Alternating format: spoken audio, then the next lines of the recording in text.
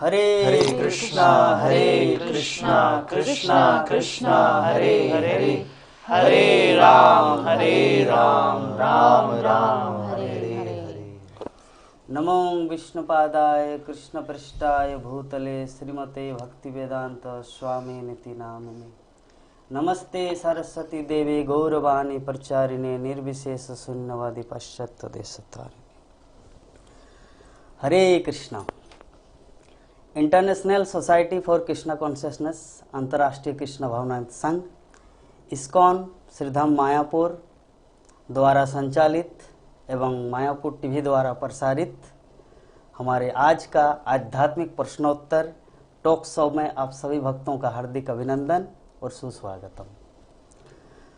तो आज का हमारा ये जो कार्यक्रम आध्यात्मिक प्रश्नोत्तर टॉक शो में हमारे गेस्ट के रूप में, अतिथि के रूप में आए हैं श्रीमान कृष्ण चैतन्य प्रभु, और हमारे बीच में है अनुपम श्रीवास प्रभु एवं लक्ष्मी देवी दासी माता जी। तो आप सभी भक्तों से अनुरोध है, आज का जो हमारा प्रोग्राम अभी शुरू होने जा रहे हैं, ऊपर दिए गए व्हाट्सएप नंबर पे अपने किसी भी आध्यात्मिक प्रश्न, अपने भक्ति जीवन से रिलेटेड कोई भी प्रश्न का उत्तर आज आप सबको प्राप्त होगा। तो भक्तगण से अनुरोध है कि कृपा करके अपना प्रश्न हमारे व्हाट्सएप नंबर में भेज सकते हैं। और हम बहुत ही थैंकफुल कि मायापुर टीवी द्वारा ये पहला आज का जो शो है हिंदी टॉक शो आज से प्रारंभ होने जा रहे हैं। हम लोग उम्मीद करते थे कि हिंदी के द्वारा इस तरह का कोई एक कार्यक्रम हो, तो आज वो दिन है, बहुत ही पावन दिन, क्योंकि शुद्ध गोस्वामी सौनकादि ऋषियों को नैमिषारण्य के तट में बोल रहे हैं कि जहाँ पे कृष्ण संबंधित प्रश्न हो वो जगत के मंगल के लिए होता है। भवद्भिर लोक मंगलम। तो आज वो दिन है जो हम लोग कृष्ण संबंधित प्रश्न उत्तर को लेकर आप सबके बीच में आए हैं। तो मायापुर टीवी के जितने सारे दर्शक और मायापुर टीवी के जो फेसबुक पेज में जितने सारे भक्तगण ये लाइव प्रदर्शन देख पा रहे हैं, सभी भक्तों से अनुरोध है कि अपना प्रश्न हमारे इस नंबर पे भेजें। तो उससे पहले सर्वप्रथम हम लोग श्रीपाद हिज ग्रेस कृष्ण चैतन्य प्रभु से इस्कॉन जीवन में एवं श्रील प्रभुपाद के चरणों में किस प्रकार प्रभु जी अपना जीवन को डेडिकेट किए, उस संबंध में हम लोग थोड़ा सा संक्षेप में प्रभु जी से अनुरोध करेंगे। हरे कृष्ण। हरे कृष्ण। तो मेरे जन्म के पूर्व मेरे माता पिता इस संस्था से जुड़े थे। तो मेरा जन्म इस्कॉन में हुआ। मुंबई के मीरा रोड मंदिर से हम लोग जुड़े थे। जब मैं 5 साल का था तभी से मेरे जो गुरु महाराज हैं उन्होंने कहा था कि इस बच्चे को आप गुरुकुल में भेजिए। पर मैं अपने माता पिता का इकलौता संतान हूँ, तो उस समय तो उन्होंने मुझे नहीं भेजा। पर जब मैंने अपनी हाई स्कूल एजुकेशन कंप्लीट की मुंबई में, तो उस समय में उन्होंने कहा कि आप अब गुरुकुल जा सकते हैं। तो जब मैं यहाँ पर आया, सबसे पहले भक्ति शास्त्री की, और भक्ति शास्त्री में जो मेरे रिजल्ट्स थे उसको देख कर के गुरु महाराज ने कहा कि आप अगर चाहो तो मायापुर गुरुकुल में आप ज्वाइन हो सकते हो। तो गुरु महाराज की कृपा से फिर मैं 2004 में मायापुर आया, भक्ति शास्त्री की गुरुकुल में ज्वाइन हुआ, और तब से फिर आज तक यहीं पे रह रहा हूँ। ठाकुर जी की कृपा है, महाप्रभु की कृपा है, और गुरुकुल में पढ़ाता हूँ, मंदिर में भी पुजारी के रूप में सेवा करता हूँ। तो यही मेरा जीवन है। बहुत सुंदर प्रभु जी। तो कुछ भक्तगण ऑलरेडी प्रश्न भेज चुके हैं, तो उससे पहले हमारे बीच में हैं श्रीमान अनुपम श्रीवास प्रभु जी, तो प्रभु जी अपने बारे में थोड़ा बोलने की कृपा करें। हरे कृष्णा। मेरी आध्यात्मिक जीवन जो है वो दिल्ली में शुरुआत हुई इसकी। तो मैं पहली बार जो है इस्कॉन केंद्र दिल्ली मंदिर, जो कि ग्लोरी ऑफ इंडिया के नाम से प्रसिद्ध है, तो वहाँ पर गया और मुझे जो है श्रील प्रभुपाद जी की पुस्तकों ने आकर्षित किया और मैं पुस्तकें पढ़ता था और भक्तों का संग करता था। और हरि नाम जप करने से जो है जिस प्रकार से वो एक आध्यात्मिक प्रगति का जो है पथ 2009 से ये शुरू हुआ और अभी 1 साल से जो है वो मैं यहाँ पर मायापुर में अपनी पत्नी के साथ सेवाएं कर रहा हूँ। यस, हरे कृष्ण। हरे कृष्ण। और अभी हमारे बीच में हैं श्रीमती लक्ष्मी देवी दास जी, तो आप भी अपना परिचय प्रदान करें भक्तों को। हरे कृष्णा। तो जैसा कि हम सभी जानते हैं, इस्कॉन में 95% लोग श्रील प्रभुपाद की बुक्स को पढ़कर ही अट्रैक्ट होकर आते हैं। तो मेरे जीवन में भी वैसा ही कुछ हुआ। 2008 में जब उज्जैन में श्रील भक्ति चारू स्वामी गुरु महाराज ने जब 2008 में मंदिर उज्जैन में जब बनवाया, तो उस मंदिर के इनॉग्रेशन के टाइम पर मेरे माता पिता भी उत्सुकतावश देखने गए। बहुत सुंदर मंदिर बना है, चलो देखते हैं। तो बहुत उनको अच्छा लगा देखकर कि एक ऐसा मंदिर है जो इतना आकर्षक है और जिसका वातावरण इतना शांत और इतना अद्भुत है। तो वहाँ कुछ पुस्तकों की तरफ मेरे माता पिता का ध्यान गया और वो पुस्तकों को लेकर घर आए। तो सबसे पहली पुस्तक जो मेरे जीवन में श्रील प्रभुपाद की कृपा के रूप में आई, वो थी महारानी कुंती की शिक्षाएं। और उसको पढ़ने के बाद से ही जीवन में इतना क्रांतिकारी रेवोल्यूशनरी चेंज हुआ। और आज श्रील प्रभुपाद की कृपा से, महाप्रभु की कृपा से, श्री राधा माधव की कृपा से आज मायापुर धाम में हूँ और जो कुछ बन पड़ता है वो प्रचार सेवाएं कर रही हूँ और आगे भी करती रहूँगी। हरे कृष्णा। बहुत सुंदर। तो भक्तों का कुछ प्रश्न आए हैं, तो सबसे पहले हम प्रश्न हमारे हिज ग्रेस कृष्ण चैतन्य प्रभु से अनुरोध करेंगे। प्रश्न है,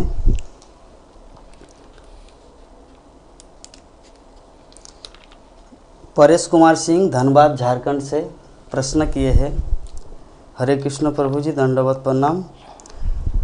मेरा प्रश्न है, आध्यात्मिक दुनिया में क्या आत्माएं अनंत है या उनकी सीमित मात्रा है? यदि उनकी अनंत संख्या में आत्माएं हैं तो क्या इसका यह अर्थ है कि आध्यात्मिक जगत में नई आत्माएं कभी उत्पन्न नहीं होती? आध्यात्मिक जगत जो है भगवान कृष्ण ने जब इस संसार का निर्माण किया तो इसीलिए किया ताकि जो जीव हैं, जो भौतिक सुख या बहुत अपने आप को भगवान मानना या समझना उनकी धारणा थी और उनको अपने आप को भगवान मानते थे, वो चाहते थे कि सब सुख मुझे हो, तो इसलिए ये भौतिक संसार को बनाया गया। और ब्रह्मा जी के ब्रह्म संहिता में वर्णन आता है कि भगवान जी के रोमकूप से, भगवान महाविष्णु के रोमकूप से अनंत कोटि ब्रह्मांड निकलते हैं। तो उस अनंत कोटि ब्रह्मांड में से हमारा ब्रह्मांड जो है वो एक, कहते हैं राय के दाने के बराबर। वो ही इतना विशाल है कि हम आज तक नहीं समझ पाए कि इसका प्रारंभ कहाँ होता है या अंत कहाँ पर होता है। ऐसे अनंत कोटि ब्रह्मांड है। और श्रीमद् भागवत में वर्णन आता है कि ये जितने भी अनंत कोटि ब्रह्मांड हैं वो भगवान की एक पाद विभूति है। एक पाद विभूति का अर्थ है वो केवल 1/4 भाग है। दूसरा जो 3/4 भाग है वो है भगवान का आध्यात्मिक जगत। तो इस आध्यात्मिक जगत में काल, समय ये वस्तु नहीं है। जो भी आपको भूतकाल या भविष्य काल नहीं है, जो है वर्तमान है वो सदैव बस चलता रहता है। तो इसलिए जो भक्तगण वहाँ पर ऑलरेडी हैं, ऐसा नहीं है कि किसी का जन्म हुआ, वहाँ पर भक्तगण हमेशा हैं। हमारा भी अस्तित्व कहीं ना कहीं ठाकुर जी की सेवा में है। तो वहाँ पर जन्म, मृत्यु, जरा, व्याधि, इन 4 दोष वहाँ पर उपस्थित नहीं है। बहुत सुंदर प्रभु जी। तो इसके बाद हमारा नेक्स्ट जो प्रश्न है वो हमारे अनुपम श्रीवास प्रभु जी के लिए। हरे कृष्ण प्रभु जी, दंडवत प्रणाम। गिरीश वर्मा फ्रॉम कलकत्ता। मेरा प्रश्न है, हमने अतीत से सीखा है कि महान भक्तों जैसे पांडव, देवकी और हमारे आंदोलन में कई अन्य भक्त को उनके सच्चे सेवक भक्त होने के बावजूद उनके जीवन में बहुत सारी समस्याएं थी। ये समस्याएं निश्चित रूप से कृष्ण भावनामृत में उनकी कमी के कारण नहीं है। मैं इसे कैसे समझूं? तो निश्चित रूप से ये जो प्रश्न है वो हम देख सकते हैं भक्तों के समाज में भी कि किस प्रकार से भक्तों को भी कष्ट आते हैं। तो एक बाहरी रूप से देखा जा सकता है कि जो संसारी लोग हैं वो भी कष्ट झेल रहे हैं और भक्तगण भी कष्ट झेल रहे हैं। तो इनमें अंतर क्या है? तो भक्तों के जो कष्ट होते हैं वो कष्टों के बाद उनकी कैसे विचार उत्पन्न होते हैं उनके हृदय में, वो उन भक्तों के माध्यम से हम जान सकते हैं। इस प्रकार से आपने पांडवों का नाम लिया, तो पांडवों की माता कुंती महारानी जो जब पूरा जीवन किस प्रकार से अपने बच्चों को जो कष्ट देखते हुए गुजार रही हैं, तो वही कुंती महारानी जो हैं वो प्रार्थना कर रही हैं कि हे भगवान, आप हमें ये कष्ट देते रहिए, क्योंकि जब आप कष्ट देते हैं तो हमें आपका दर्शन होता है, और आपके दर्शन करने का मतलब है कि हमें इस जन्म मृत्यु जो है इस संसार के कष्टों का दर्शन नहीं करना पड़ेगा। तो भक्तों को जो कष्ट आते हैं वो साधारण लोगों के कष्टों के से अभिन्न से अलग होते हैं। तो उस कष्टों को हम क्योंकि अपने कष्टों से तुलना कर रहे होते हैं तो हमें लगता है कि जैसे मुझे दर्द हो रहा है वैसे ही उनको भी दर्द हो रहा है, लेकिन वैसा नहीं होता। जैसे कि श्रील प्रभुपाद अपनी अंत्य लीला में जो है श्रीमद् भागवतम का अनुवाद कर रहे हैं, शरीर जो है वह छोड़ते समय पे भी।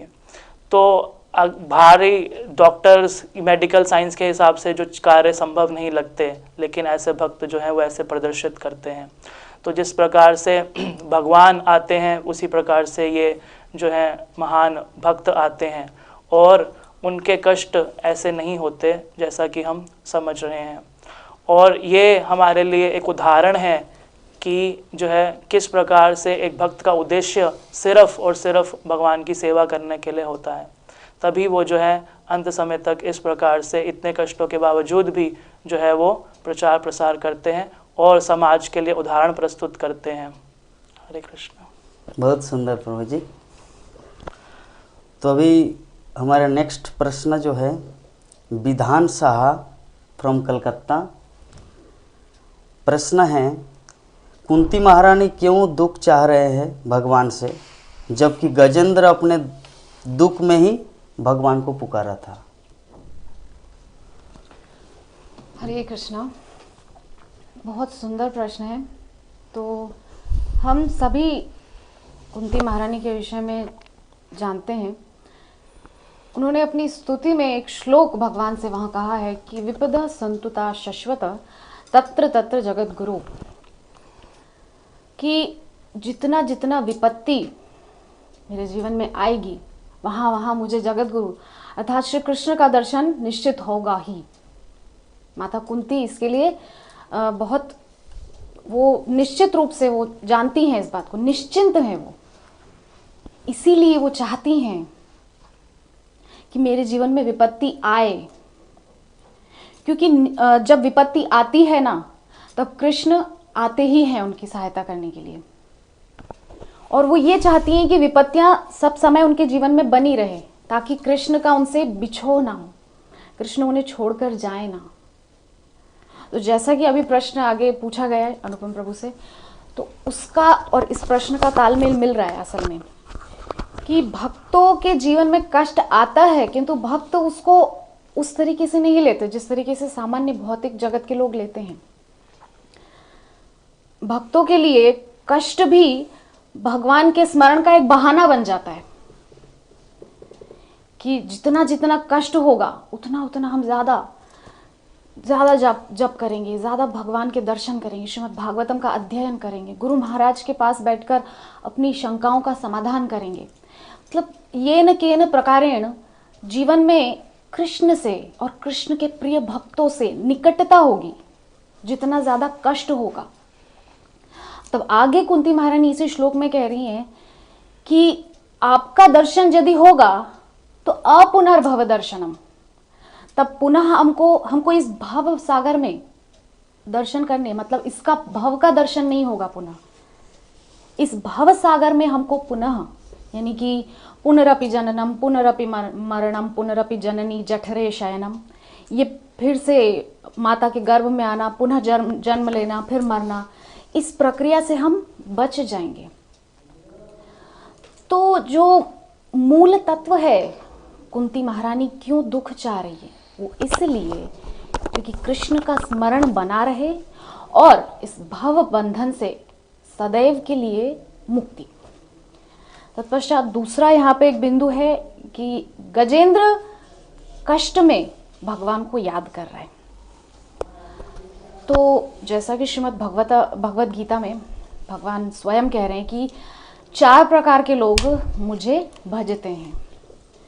एक तो होते हैं आर्त, एक होते हैं जिज्ञासु, और एक होते हैं अर्थार्थी, और एक होते हैं ज्ञानी। तो जो गजेंद्र है वो ना तो उस समय अर्थ की कामना भगवान से कर रहा है कि मुझे अर्थ मिले, ना उसकी वहां कोई जिज्ञासा है, और ना ही वो बहुत ज्ञानी है। उस समय वो आर्त है, आर्त भक्त की श्रेणी में आ रहा है, यानी कि वो दुख से पीड़ित है। तो दुख से पीड़ित होने के कारण भी भगवान को याद कर रहा है और संकेत से याद कर रहा है। वो पूर्ण रूपेण नाम नहीं ले रहा है। उसने पूरे 33 श्लोकों में गजेंद्र मोक्ष की जो स्तुति है उसमें कहीं भी उसने उल्लेख नहीं किया कि नारायण आकर के मेरी रक्षा करें या श्री हरि आकर मेरी रक्षा करें। उसने सिर्फ संकेत किया है कि जो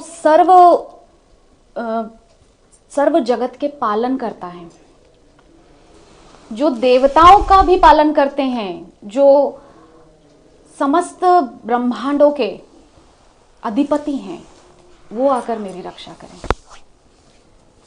सिर्फ संकेत मात्र से वहां पर भगवान की स्तुति गजेंद्र ने की है। बहुत सुंदर वो गजेंद्र मोक्ष का स्तोत्र है। तो उस पूरी स्तुति में गजेंद्र हाँ दुखी है अवश्य ही, किंतु हमको यहाँ एक चीज समझनी है कि दुखी होकर भी भगवान को तो याद किया है, किसी पारिवारिक संबंध को याद नहीं किया है। यद्यपि वो देख चुका है कि संबंधों ने आखिरकार उसका साथ छोड़ दिया, उसकी पत्नी बच्चे काफी प्रयास किए उसको बचाने के लिए, किंतु एक समय पर वो सब चले गए, हार मान के चले गए। तो गजेंद्र ने अंततः शब्द बहुत महत्वपूर्ण है, अंततः भगवान को याद किया। और अंततः जो सहारा है ना वो कृष्ण ही है, भगवान ही है। सप्तम स्कंद में जब नारद जी युधिष्ठिर महाराज को बता रहे हैं पूरी लीला कि किस प्रकार से शिशुपाल का जब भगवान ने मस्तक अलग किया धड़ से, तो युधिष्ठिर जी महाराज ने वहां पे प्रश्न किया कि ये क्या है, ये क्यों हुआ है। ये तो गालियां दे रहा था भगवान को, कैसे इसने ये सायुज्य मुक्ति पाई है कि आत्मज्योति निकली है और 7 बार अंतरिक्ष का चक्कर लगा के और भगवान के श्रीअंग में विलीन हो गई। तब वहां पे नारद जी ने कहा है कि कामात क्रोधात भयात स्नेहात, चाहे किसी भाव से भगवान की भजना की जाए निश्चित तौर पे भगवान उसको प्राप्त होंगे ही।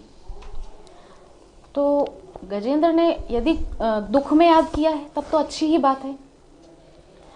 फिर भी यहाँ पर समझने वाली बात है वो ये है कि यदि निरंतर भगवान का स्मरण किया जाए तो दुख तो आना है, क्योंकि प्रहलाद जी महाराज ने भी कहा है कि प्रारब्धानुसार दुख और सुख तो आएंगे ही, किंतु भगवान जब जीवन में होते हैं ना तो दुख की अनुभूति नहीं होती है। दुख सहजता से ही निकल जाता है जीवन में। बहुत दुख का समय भी बहुत सहजता से निकल जाता है। इसीलिए चेष्टा यही करनी चाहिए कि स्मरण निरंतर बना रहे, कृष्ण के चरणारविंदों का, माधव के चरणों का निरंतर स्मरण बना रहे।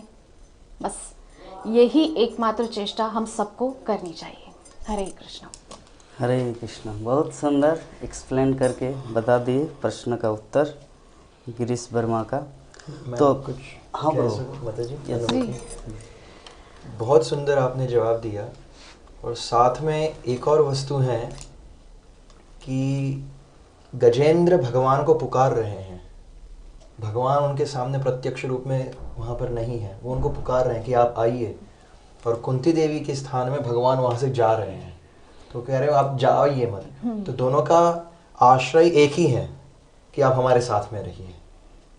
वहाँ पर प्रत्यक्ष रूप में ठाकुर जी हैं कुंती देवी के साथ, इसलिए वो कह रहे हैं हमको दुख दीजिए तो आप रहेंगे। यस। आप अगर सुख है तो चले जाइए। और अभी और गजेंद्र जो है वो ठाकुर जी को बुला रहे हैं कि देखो मैं दुख में हूँ, आप आ जाइए। हाँ हाँ। तो दोनों का स्थान एक ही है कि वो लोग दोनों चाहते हैं कि भगवान हमारे साथ में रहें। नित्य सन्निधि भगवान की चाहते हैं भक्त।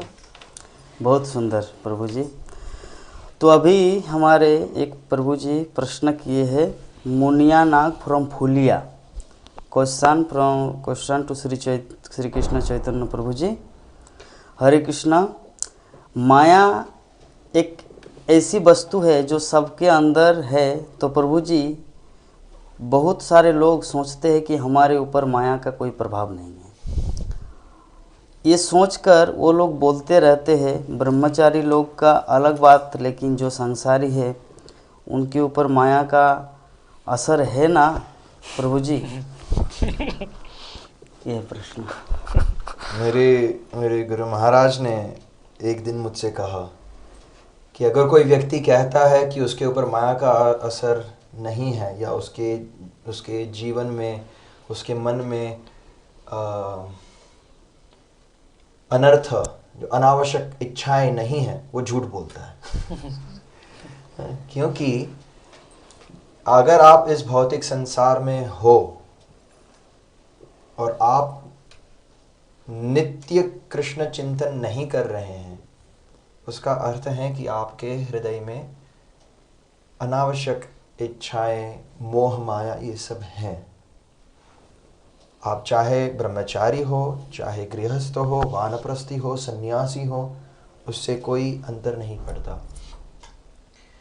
श्री वैष्णव के आचार्य हैं श्रीपाद रामानुजाचार्य, उनके गुरुजी श्रीपाद यमुनाचार्य, उनका कथन है कि जब वो एक सन्यासी हैं, और रामानुजाचार्य जो हैं वो स्वयं बलराम जी के अवतार माने जाते हैं, तो अगर कोई व्यक्ति में ये क्षमता है कि वो बलराम जी के गुरु बनने के योग्य हैं, तो वो एक बहुत ही उच्च कोटि के वैष्णव होने ही चाहिए। क्योंकि बलराम जी आदि गुरु हैं, सबके गुरु हैं। अगर वो इस भौतिक संसार में किसी व्यक्ति को अपना गुरु मानते हैं अपने किसी लीला में, तो वो कोई साधारण व्यक्ति नहीं हो सकता।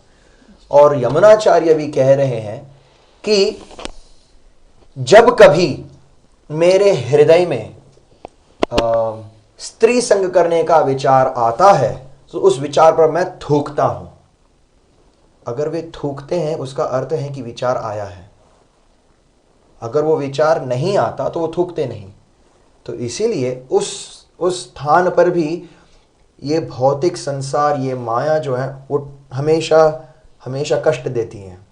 क्योंकि माया देवी का कर्तव्य है कि भगवान की सेवा में सर्वोत्तम वस्तु को अर्पण करना।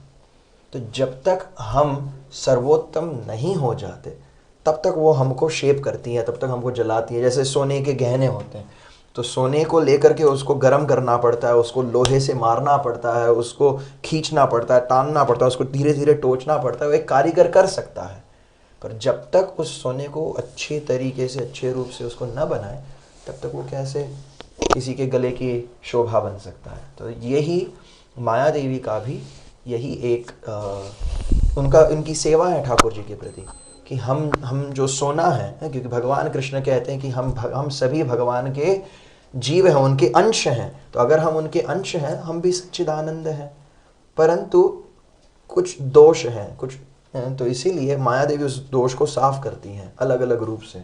और जब हम संपूर्ण रूप से स्वच्छ हो जाएं, सुंदर हो जाएं, तो वो हमें ठाकुर जी के श्री चरणों में अर्पण करती हैं, क्योंकि यहाँ पर जो महामाया है वही वो भगवत धाम में योग माया है।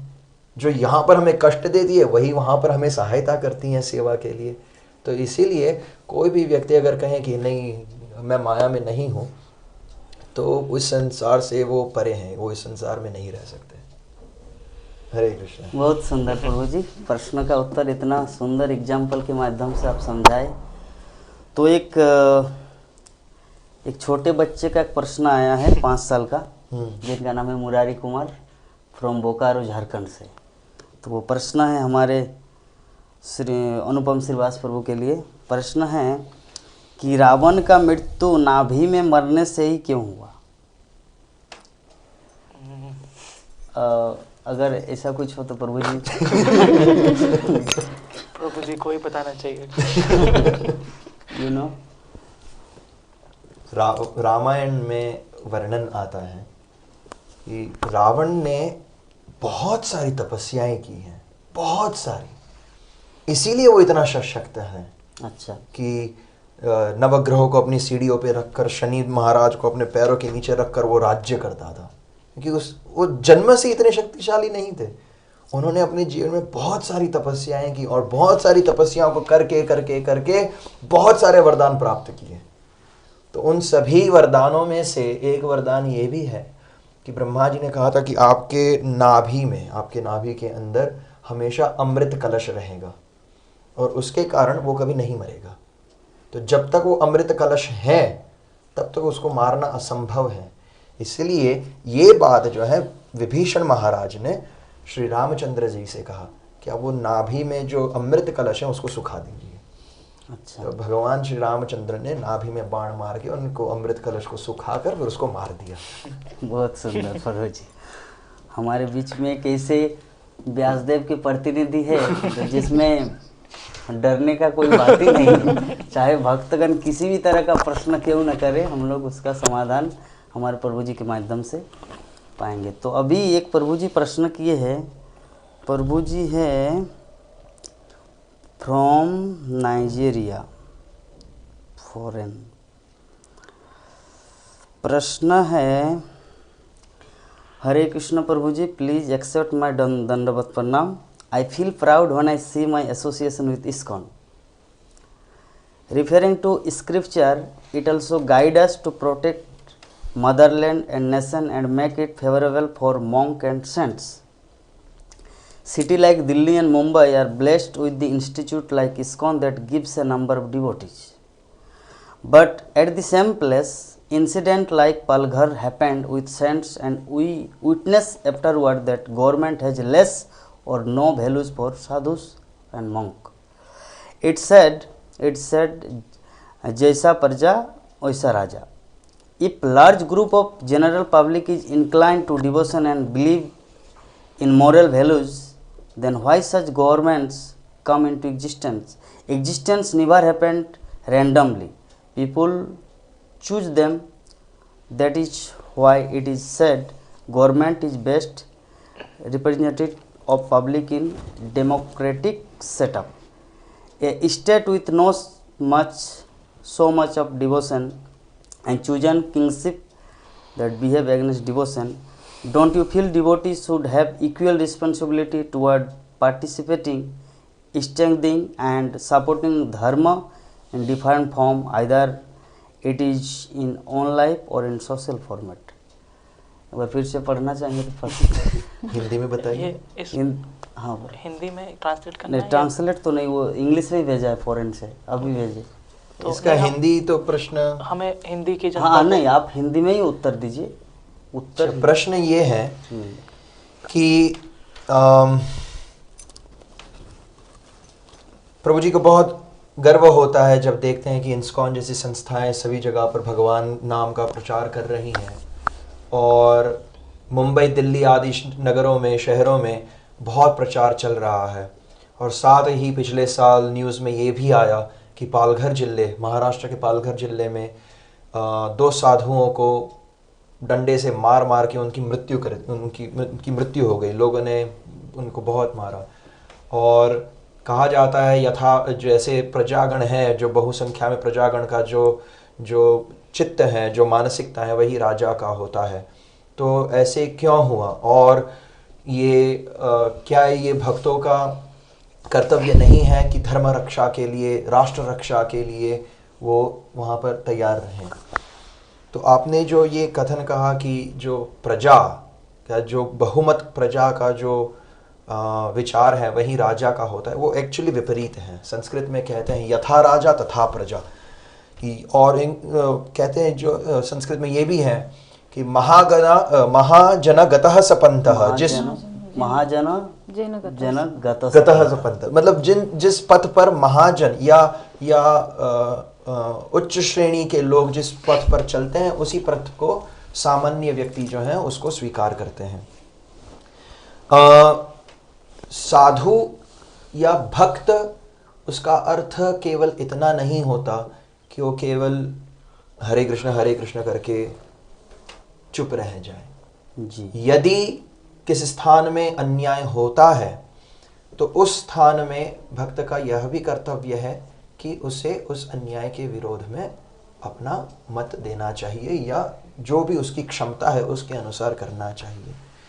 यहाँ पर श्रीमद् भागवतम क्या 4th स्कंद 1म भाग, इस पुस्तक में आप देख रहे हैं यहाँ पर 2 व्यक्ति हैं, महाराज पृथु एवं उनकी पत्नी। और यहाँ पे कोई व्यक्ति ऐसे पड़ा हुआ है उसके पैर ऐसे पड़े हुए हैं। तो ये है महाराज वेण। महाराज वेण बहुत ही शक्तिशाली राजा थे, अत्यंत शक्तिशाली, परंतु उनका जो वर्तन था, उनका जो स्वभाव था, वो आसुरिक था। तो इसीलिए उन्होंने अपनी प्रजा पर बहुत सारे कष्ट अपनी प्रजा को दिए, और अंत में उन्होंने अपनी प्रजा से भगवत भक्ति करने पर प्रतिबंध लगा दिया कि अब मैं ही राजा हूं, मैं ही भगवान का प्रतिनिधि हूं, आप सभी को मेरा भजन करना चाहिए, मुझे भगवान रूप में मानना चाहिए। तो जब तक भगवत भक्ति को उसने विरोध नहीं किया था, तब तक साधुगण वहां पर शांत थे। जो भी उनके ऊपर अत्याचार हो रहे थे वे उसको सहते रहे। पर जब उसने प्रजा को भगवत भक्ति से वंचित कर दिया, उन साधुओं ने मंत्रोच्चार द्वारा उस महाराज वेण का प्राण हर लिया। और फिर वो लोग फिर से चले गए अपनी भजन भक्ति करने के लिए। तब उन्होंने देखा कि डाकू, चोर, लुटेरे फिर से प्रजा के ऊपर उनको शोषण कर रहे हैं। तो महाराज वेण के मृत शरीर का मंथन करके वहां से भगवान के ही एक शक्ति आवेश अवतार महाराज पृथु उनको जन्म दिया। और फिर महाराज पृथु ने समस्त संसार को उचित रूप से उसका राज्य किया, और भगवत भक्ति जो है वो सभी लोगों को फिर से प्राप्त कराई। तो ये अवश्य ये भक्तों का कर्तव्य भी है कि जब कभी भी राष्ट्र पर या अपने समाज पर, परिवार पर जब भी इस प्रकार के कष्ट आए कि जहाँ पर भगवत भक्ति को लेकर के कष्ट हो, तो उस समय में उनको यथाशक्ति विरोध भी करना चाहिए। बहुत सुंदर प्रभु जी। तो बहुत सारे प्रश्न हमारे भक्तगण भेज रहे, बहुत ही आनंदित प्रफुल्लित मन है कि हमारा प्रोग्राम जो है बहुत ही सार्थक ऐसा फील हो रहा है कि पहले दिन में ही इतना सुंदर। तो चलिए अभी हमारा जो दूसरा प्रश्न है, ज्योति सिंह भुवनेश्वर उड़ीसा से प्रश्न किए हैं लक्ष्मी के लिए। प्रश्न है, चाणक्य पंडित ने कहा है कि एक स्त्री को बचपन में पिता के संरक्षण में, युवती अवस्था में पति के और वृद्धावस्था में अपने पुत्र पर आश्रित रहना चाहिए, पर ये नियम पुरुषों में क्यों नहीं दिए गए हैं? हरे कृष्णा। तो आपका प्रश्न है कि चाणक्य पंडित के द्वारा जो विधान बताया गया था स्त्रियों के लिए है, पुरुषों के लिए क्यों नहीं। तो हम सभी जानते हैं कि इस्कॉन में भी एक व्यवस्था है। पहले जो है ब्रह्मचारी आश्रम, हमने आज तक कहीं नहीं देखा कि लड़कियों के लिए एक ब्रह्मचारी आश्रम है जिसमें वो 25 वर्ष तक ब्रह्मचर्य का पालन करती हैं, तत्पश्चात गृहस्थ आश्रम में प्रवेश करती हैं। आदिकाल से ही ये परंपरा है कि कन्याओं को विवाह से पूर्व अपने पिता के संरक्षण में रहना चाहिए, क्योंकि यही उनके लिए उचित है। बहुत सारे लोग तो यहाँ तक कहते हैं कि स्त्रियों को वेद पढ़ने का अधिकार नहीं है इत्यादि। तो ये अधिकार पुरुषों को मिला है, किंतु आजकल के समय में स्त्रियां सब कुछ कर रही हैं, भागवतम का पाठ भी कर रही हैं। हमारे मायापुर टीवी हिंदी के माध्यम से भी हम देख रहे हैं, इसके अलावा भी हम देख रहे हैं। तो ऐसा इसीलिए है क्योंकि आगे जाकर के जो समाज है, ये आदिकाल से परंपरा इसलिए चली आ रही है क्योंकि कलयुग में जो समाज की व्यवस्थाएं हैं वो बहुत डामाडोल होने वाली हैं। तो कलयुग के लिए सोचकर ही पूर्व समय के जो विद्वान लोग थे उन्होंने ऐसा विधान बनाया है कि स्त्री सदैव एक पुरुष के संरक्षण में रहे। सबसे प्रथम अपने पिता के संरक्षण में रहे, विवाह के पश्चात अपने पति के संरक्षण में रहे, तत्पश्चात अपने पुत्र के संरक्षण में रहे। यद्यपि यहाँ पर यह नहीं कहा जा रहा है कि स्त्री भक्ति नहीं कर सकती है। हाँ, भक्ति वो कर सकती है, तीनों अवस्थाओं में भक्ति कर सकती है। और ऐसा देखने में आया है कि स्त्रियां पुरुषों के मुकाबले बहुत अच्छी भक्ति कर सकती हैं, क्योंकि अगर चित्त उनका एकाग्र हो जाए, क्योंकि स्त्रियों को कई जगह बोला गया है कि भागवतम में भी कि शूद्र, स्त्री और जो द्विज बंधु होते हैं उनको भक्ति मतलब करने का अधिकार नहीं है। किंतु प्रभुपाद ने ये साबित किया है कि स्त्रियां भी भक्ति कर सकती हैं। ऐसी महान महान स्त्रियां हमारे इस्कॉन जगत में हैं जिन्होंने भक्ति के माध्यम से अपने जीवन को एक ऐसी उच्च अवस्था में पहुंचाया है। तो आपका प्रश्न यहाँ पर यह है कि ये नियम पुरुषों के लिए क्यों नहीं है। पुरुष के लिए ये नियम इसीलिए नहीं हो सकता क्योंकि वो अपने आप में स्वतंत्र है। उनके लिए उतना जटिल नहीं है समाज की परिस्थितियों को झेलना, लेकिन स्त्रियों के लिए जटिलताएं पहले भी थी, आज भी हैं और आगे भी रहेंगी निश्चित तौर पे। हम ये नहीं कह सकते कि स्त्रियां स्वतंत्र होकर के घूम सकती हैं, नहीं, स्त्रियों को स्वतंत्र होने का अधिकार नहीं। प्रभुपाद ने भी इसका उल्लेख किया है श्रीमद् भागवतम में कि स्त्रियों को सदैव अपने पिता, तत्पश्चात पति, तत्पश्चात पुत्र के संरक्षण में ही रहना चाहिए। ये मेरा अपना मंतव्य है। इसके अतिरिक्त यदि आप दोनों में से कोई इसके विषय में कहना चाहें तो विस्तार से। पुरुषों के लिए भी ये नियम है, जैसे आपने उल्लेख किया ब्रह्मचारी आश्रम। जब कोई भी व्यक्ति किसी के भी आश्रय में न हो, उस व्यक्ति का पथविहीन होना बहुत सरल है। चाहे वो लड़का हो या लड़की हो, पुरुष हो स्त्री हो, उससे कोई अंतर नहीं पड़ता। चाणक्य पंडित ने स्त्रियों के लिए जो विधान बताए हैं कि इनकी संरक्षा में रहना है, तो साथ में ही पुरुषों के लिए भी बताया गया है ब्रह्मचर्य का पालन करना। जब उनके जन्म 5 वर्ष से लेकर 25 वर्ष तक उनको ब्रह्मचर्य का पालन करना है। 25 वर्ष के बाद जब वो अपने किसी विवाह करता है तो एक पुरुष भी अपनी पत्नी की संरक्षण में रहता है। कैसे? सभी विवाहित नारी इस बात को जानती हैं और विवाहित पुरुष भी जानते हैं कि स्त्रियां जो हैं वो सब कुछ ध्यान रखती हैं। अपने उसका पति कहाँ जा रहा है, किससे मिल रहा है, क्या खा रहा है, क्या पी रहा है, उसको कौन से मैसेजेस आ रहे हैं, किसके मैसेजेस आ रहे हैं, सब कुछ उनको पता है। तो एक पुरुष के लिए भी ये आवश्यक है कि वो अपनी पत्नी की संरक्षण में रहे, क्योंकि अगर वो नहीं रहेगा, उसकी पत्नी ये सब नहीं करेगी, तो हो सकता है किसी और स्त्री के चंगुल में भी फंस जाए, भटकाव आ सकता है, भटक सकता है। और जब वो वृद्धावस्था में पहुंच जाए तो वो घर में न रहे, वही अच्छा है। क्योंकि एक स्त्री जो है वो किसी भी स्थिति में अपने आप को ढाल सकती हैं, एक पुरुष जो है वो नहीं ढाल सकता। उसको अपनी तरीके से ही वो वस्तु चाहिए। अब बच्चे भी बड़े हो गए हैं, उनको भी अपने तरीके से सब चाहिए, क्योंकि उसमें भी एक पुरुष है, उसे भी अपनी तरीके से चाहिए। इसीलिए वृद्धावस्था आने से, इसके लिए जैसे हम लोग कहते हैं 50 व्यक्ति बुढ़ापे में आ गया है, 51 वन प्रवेश हो, 52 वन प्रवेश हो। वहां पर वन क्यों है? क्योंकि उस उम्र में आपको वन प्रवेश करना है, निकल जाओ घर से।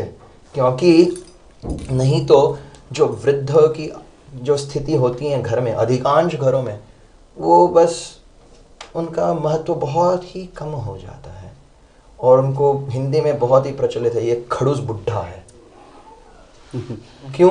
क्योंकि उसको सब कुछ अपने तरीके से चाहिए। तो इसीलिए उस समय में उस व्यक्ति को, उस पुरुष को घर त्याग करके वन प्रवेश करना चाहिए, किसी आश्रम में जा करके भजन करे, भक्ति करे। तो ये नियम केवल स्त्रियों के लिए नहीं है, ये पुरुषों के लिए भी है। पर दुर्भाग्यवश स्त्रियों के नियम सभी को बताए जाते हैं, पुरुषों के नियम कोई नहीं बात सुनना चाहता है। अच्छा। पर ये नियम पुरुषों के लिए भी है, उनको भी संरक्षण में रहना है। जैसे जब हम विवाह कराते हैं तो विवाह में एक पानी ग्रहण संस्कार आता है, जिसमें वर जो है कन्या के हाथ पकड़कर बहुत सारे वचनों को कहता है कि मैं तुम्हारी ध्यान ऐसे रखूंगा, ऐसे करूंगा। और उसमें एक ये भी बात कहता है कि हमेशा मुझे अपनी संरक्षण में रखना, क्योंकि अगर वो संरक्षण में अपने आप रहता है तो अच्छा है, अगर नहीं रहता है तो पत्नी उसको करेगी, है ना। इसलिए ये नियम उनके लिए भी है। और ये बहुत ही विख्यात और अनुचित बात है कि हमारे देश में स्त्रियों को हमेशा दबो के रखा गया था। कभी नहीं। ये बात आई मुगलों और अंग्रेजों के द्वारा, इसको बहुत ही फैलाया गया है। देखो तुम्हारे राज्य में स्त्रियों को कितनी उनको बेदर्दी से रखा जाता है, उनको निचोड़ के रखा जाता है। नहीं, जब ब्रह्मचारी भिक्षायाटन करने जाते हैं वो कहते हैं भगवती भिक्षाम देही। भगवती कौन है? माँ दुर्गा। तो हर स्त्री को कहते हैं हे माँ दुर्गा मुझे भिक्षा दीजिए। तो एक पुरुष एक स्त्री से भिक्षा मांग रहा है। हर स्त्री को क्यों भगवती का संबोधन दिया जाता है? क्यों? वो दबोच के रखा है। हम सब जानते हैं माँ दुर्गा का स्वभाव क्या है। शेर पे विराजमान है, 8 हाथों में 8 आयुध हैं, कौन पंगा लेगा उनसे? इसलिए ये एक दुर्भाग्यवश हमारे स्कूलों में हमको ये सब सिखा जाता कि देखो ये हिंदुओं ने, सनातनियों ने किस प्रकार से स्त्रियों को दबोच के रखा है। अब नहीं, ये गलत बात है। हाँ, कुछ ऐसा समय भी आया है दुर्भाग्यवश भारत के इतिहास में कि जिस समय स्त्रियों को अलग से रखना पड़ता था, क्योंकि मुसलमानों का अत्याचार, मुगलों का अत्याचार था, बहुत था। ऐसा नहीं है कि नहीं था। अंग्रेजों का बहुत अत्याचार था। घर की लक्ष्मी कह के जिस व्यक्ति को आप घर लाते हो उसको संभाल कर तो रखना ही है। जब वो छोटी सी लड़की, हम लोग कहते हैं ये तो पराया धन है, उसको भी तो संभाल के रखना है। वो लक्ष्मी चाहे जवान हो बूढ़ी हो, वो लक्ष्मी है, उसको हमेशा सुरक्षित ही रखना चाहिए। तो इसीलिए आप अपने ऐसा ना विचारें कि स्त्रियों को दबोच के रखा जाता है और इसलिए उनके लिए ये सारे नियम हैं। आप पूर्ण चाणक्य नीति पढ़िए, आप देखेंगे कि अगर पुरुषों के लिए कहते हैं चाणक्य पंडित कि अगर व्यक्ति पुरुष जो है ना ही वो एक एक उसने शास्त्र के अध्ययन किया और ना ही वो भगवान का भक्त बना, दोनों में से उसने कुछ नहीं किया, तो जिस प्रकार माता के शरीर से मलमूत्र निकलता है उसी प्रकार यह बच्चा भी निकल गया। ये पुरुष के बारे में लिखा है। दूसरा लिखा है कि अगर वो भक्ति या अध्ययन नहीं करता तो वो पूरे अपने परिवार को कलंकित करता है। ये बात भी वहां पर लिखी है, तो आप चिंता न करें। हरे कृष्ण। बहुत सुंदर प्रभु जी, बहुत ही एग्जाम्पल एवं अपने अनुभव एवं शास्त्र का दृष्टिभंगी देकर आप प्रश्न का उत्तर दिए, इसलिए बहुत बहुत धन्यवाद। तो चलिए अभी हमारे बीच में एक दूसरा प्रश्न आया है हमारे अनुपम श्रीवास प्रभु के लिए। Hare Krishna Prabhu, I am from Bangalore but Bengali unmarried. मेरे ऑफिस में एक मुस्लिम लेडी की वजह से बहुत प्रॉब्लम हो रही है without any reason, always finding my fault even though they are not. ऐसा लगता है कि मेरी जॉब चुराना चाहती है। बहुत लोगों से बात की, even Krishna devotee too, but no correct answer. I am following all the niyam by the ISKCON since 1 year I am doing and now waiting for my diksha, please help me out. Hare Krishna, Papiya Das from Bangalore. उनको एक मुस्लिम नहीं पूछ रहा हूँ प्रश्न कि उनको जो है एक प्रश्न जो मैं समझ पा रहा हूँ कि उनके ऑफिस में कोई महिला है तो उनसे उनको जो है काफ़ी दिक्कतें हो रही हैं, तो यही प्रश्न है जी। तो इस प्रश्न के लिए पहले तो मुझे थोड़ा सा इसमें ये लगा कि एक तो आपने स्पेसिफाई किया मुस्लिम लेडी, तो ऐसा क्यों किया, मतलब स्त्री है वो कोई भी हो सकती हैं, तो धर्म की बात कहाँ से आ रही है इसमें कि कौन से धर्म से हैं। तो बाकी इसमें जो है वो परेशान हमें कोई भी कर सकता है, तो ऐसा समाज का दृष्टिकोण है जो कि कॉर्पोरेट कल्चर जिसे कहते हैं कि अगर मुझे कोई जॉब चाहिए तो मुझे दूसरे की जॉब लेनी पड़ेगी। तो मतलब कि एक व्यक्ति जो है आगे बढ़ने के लिए दूसरे व्यक्ति को नीचा करने का प्रयास करता है। ये एक सामान्य जो है वो एक दृष्टिकोण रहता है, रीति रिवाज कह सकते हैं। तो आपने कहा कि आप भक्ति में हैं, आप भक्ति में जो है 4 नियम पालन कर रहे हैं और आगे दीक्षा की तैयारी कर रहे हैं, तो भक्तों के समाज में ऐसा नहीं होता। भक्त जो हैं वो तो दूसरे भक्तों को आगे करते हैं सेवा के लिए कि आप सेवा करिए। तो ये उनका दृष्टिकोण हो सकता है, लेकिन आपका नहीं होना चाहिए क्योंकि आप भक्ति के पथ पर हैं। और जहाँ तक कि ये एक कोई धर्म की बात है या कुछ भी है, तो हमें समझना चाहिए आध्यात्मिक दृष्टिकोण से कि हम जीव हैं, वो भी भगवान के अंश हैं, हम भी भगवान के अंश हैं। तो ये धर्म के आधार पर हमें जो है एक दूसरे से जो है वो अलग इस प्रकार से ऐसे भेदभाव करके भावनाएं नहीं रखनी चाहिए। और इसके साथ साथ जैसा आपने कहा कि वो फिर भी जैसे कष्ट जो आपको मिल रहे हैं, परेशानी हो रही है या आपके गलतियां निकाली जा रही हैं बिना किसी बात के, तो ऐसे स्थिति में जो है अगर आपकी बात भी नहीं सुन रहे हैं, वो कोई आपके ऑफिस में नहीं सुन रहे या वो नहीं सुन रहे हैं, तो हमें समझना चाहिए कि कृष्ण जो है सभी के हृदय में परमात्मा रूप में विद्यमान है। तो वे सब कुछ जानते हैं। हो सकता है हमारी बात दूसरे को हम नहीं पहुंचा पा रहे, लेकिन भगवान उनके हृदय में स्थित हैं, तो हृदय परिवर्तन हो सकता है। तो ऐसी स्थिति में हमें अपनी साधना पे ध्यान देना चाहिए, अपने ऊपर ध्यान देना चाहिए कि मैं ऐसी स्थिति में रिएक्ट कर रहा हूँ या रिस्पॉन्ड कर रहा हूँ, कि मैं एकदम से उत्तेज हो के मैं भी सामने से प्रहार करने की उसमें हूँ, मैं भी अब गलतियाँ निकालना शुरू कर दूँ, या फिर मैं उस स्थिति को कैसे ठंडे दिमाग से कैसे जो है सुलझाते हुए जो है अपने कार्य पे ध्यान दूँ। अगर आप कार्य अच्छे से कर रहे हैं, सब कुछ अच्छे से कर रहे हैं, तो उसमें कोई परवाह करने की ज़रूरत नहीं है। हरे कृष्ण। बहुत सुंदर प्रभु जी के प्रश्नों के उत्तर में प्रभु जी जो सार चीज़ बताया आपको पापिया दास प्रभु जी, कि हो सकता है वो मुस्लिम लड़की आपको विभिन्न तरीके से जब वो ऑफिस में उपस्थित नहीं भी रहते, लेकिन फिर भी आपको किसी न किसी तरीके से आपको प्रॉब्लम, समस्याएं भिन्न प्रकार से आपको कष्ट देती है। तो हमारे प्रभु जी जैसे उत्तर में बोले आपको कि अपने साधना में ध्यान दीजिए, है ना। मान लीजिए आप 16 माला जप करते हैं, इस्कॉन के सब रूल्स एंड रेगुलेशन आप पालन करते हैं, तो अभी प्रभु जी जैसे बोले अपने साधना में ध्यान देना मतलब क्या है कि उसको और ज़्यादा से ज़्यादा आपको और ज़्यादा जप करना है। प्रभु जी मैं कुछ हाँ प्रभु। तो आपको तो खुश होना चाहिए, क्योंकि जैसे हमने जब शुरुआत की तो हम शुरुआत में ही कहा कि कुंती महारानी कह रही है कि हमें दुख दो, गजेंद्र दुख में है तो वो पुकार रहे हैं, तो आपकी तो ये स्थिति है। तो अगर आप साधना कर रहे हैं तो ये बहुत अच्छी बात है कि आप ठाकुर जी के पास में जा रहे हो। ईश्वर प्रभुपाद जी कहते हैं कि अगर कष्ट जीवन में कष्ट नहीं है तो आपको देखना चाहिए कि आपकी भक्ति ठीक हो रही है या नहीं हो रही है। तो अगर आपको किसी भी माध्यम से अगर आपको कष्ट हो रहा है तो आपको खुश होना चाहिए कि आपकी भक्ति हो रही है। और जैसे प्रभु जी ने बताया कि बस भक्ति करते रहिए और इतना अवश्य याद रखिएगा कि आपके जीवन में ऐसा दुख नहीं आएगा जिसको आप सुलझा न सकें। जैसे प्रभु जी ने बताया सभी के हृदय में परमात्मा रूपी भगवान हैं, तो उनको पता है कि आप कितना कष्ट ले सकते हैं। और अगर हमारे जीवन में कष्ट नहीं आएगा तो हमें भगवत धाम जाने की इच्छा नहीं होगी। तो इसलिए कष्ट तो आएगा, अवश्य आएगा, और थोड़ा नहीं बहुत आएगा। आप कृष्ण भक्ति का पूरा इतिहास खोज लीजिए, एक भक्त ऐसा आज तक नहीं निकला जिसके जीवन में कष्ट ना हो।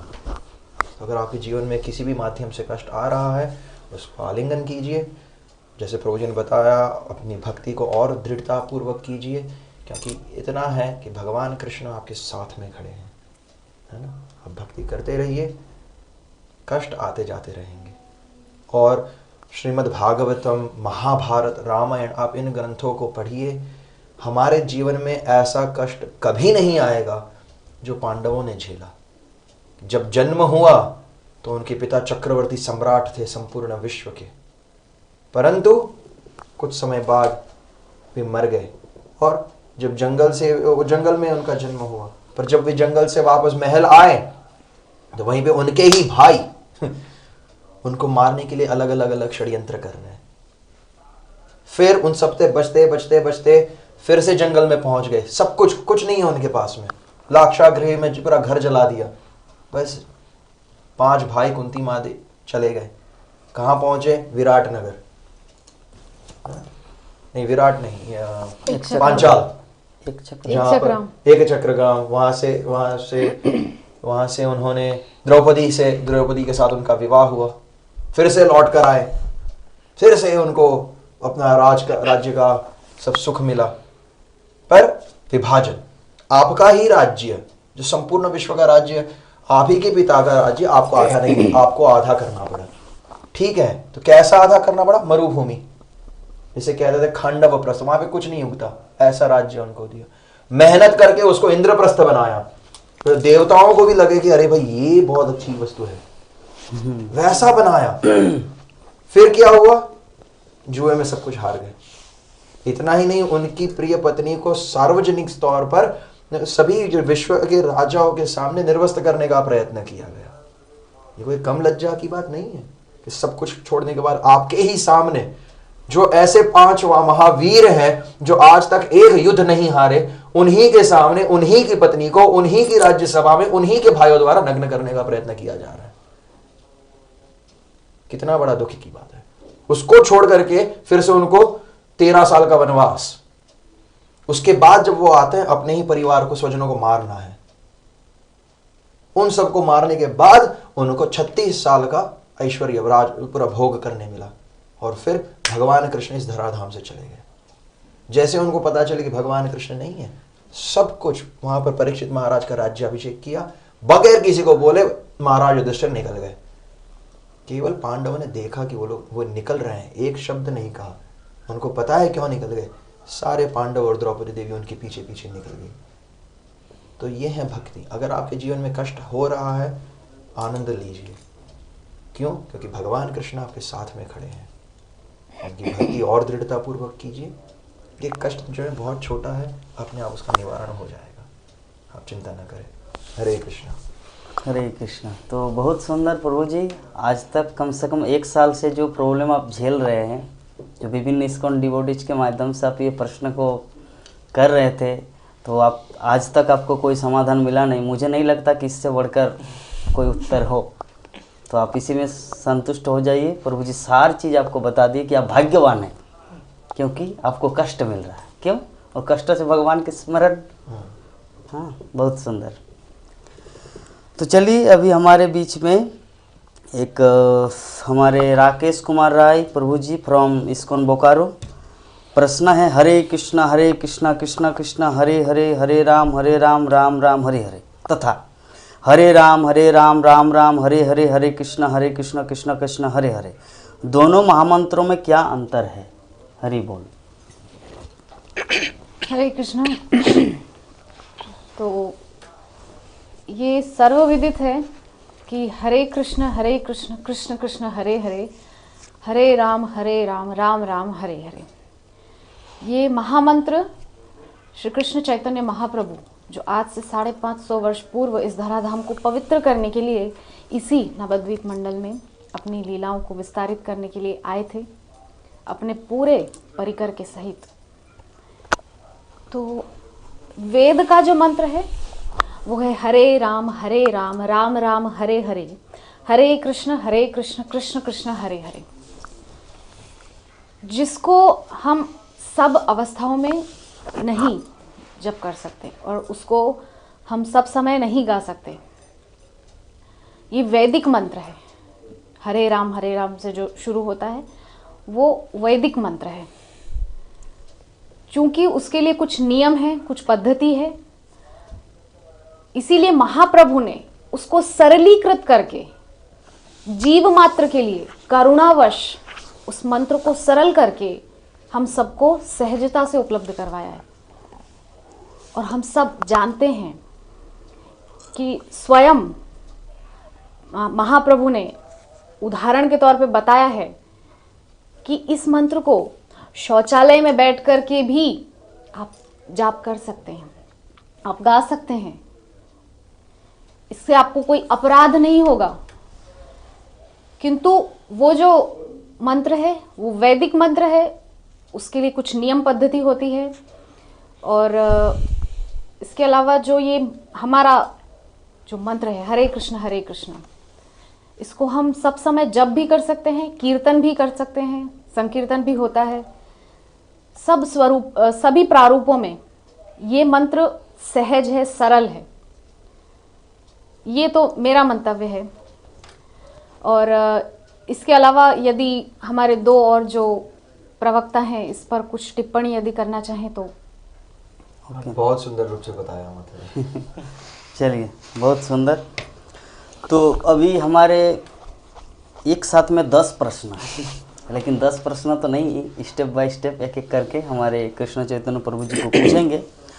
तो प्राण मोहन सिंह प्रभु जी फ्रॉम बोकारो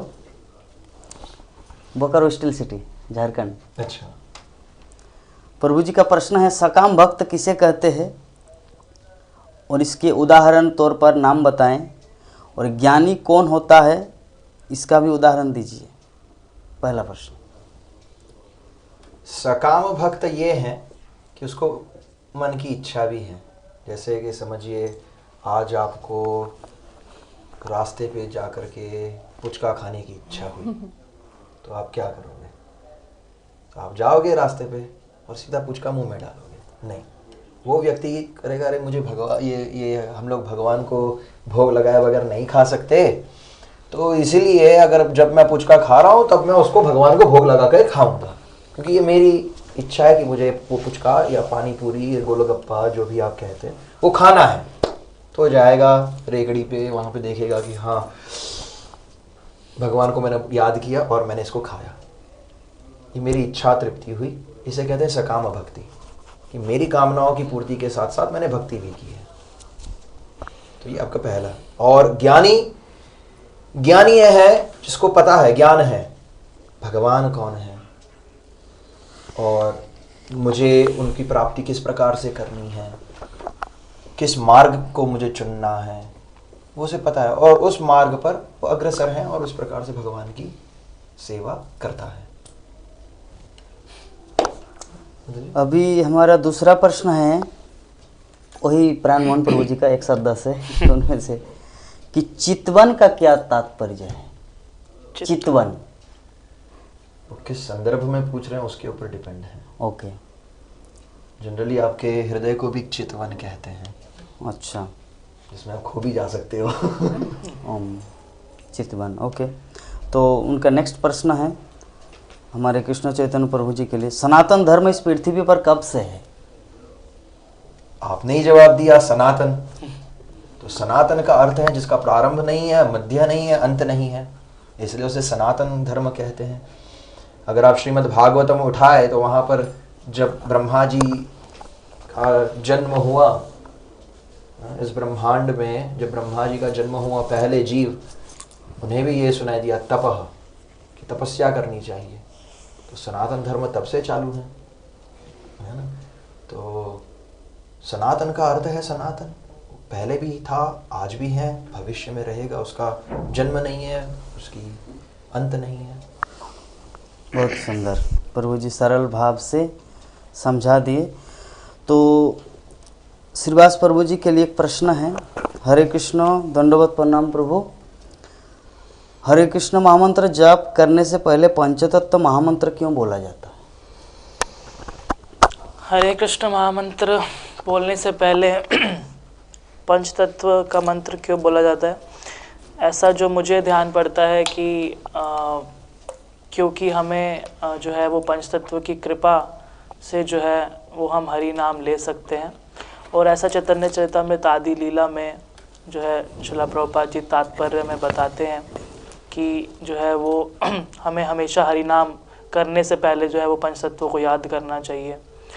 तो और पंचतत्व ही क्यों, वहाँ पर यहाँ पर ये भी बताया जाता है कि चैतन्य महाप्रभु जब महाप्रभु का नाम लेते हैं तो महाप्रभु के साथ साथ उनके सभी भक्तगण जो है वो भी उसमें जो है विराजमान होते हैं, तो इसलिए। हरे कृष्ण, बहुत सुंदर। तो ये प्रश्न था हमारे Anshuman Prabhu ji from Ranchi, Jharkhand, capital of Jharkhand. वो झारखंड जहाँ जिस समय चैतन्य महाप्रभु 500 वर्ष पूर्व जगन्नाथपुरी से वृंदावन की यात्रा में जो झारखंड के जंगलों में सभी पशु पक्षियों को हरिनाम करवाए थे, तो प्रभु जी वही झारखंड से आपको प्रश्न किए। प्रभु जी का और एक प्रश्न है लक्ष्मी के लिए कि हरे कृष्ण दंडवत प्रणाम।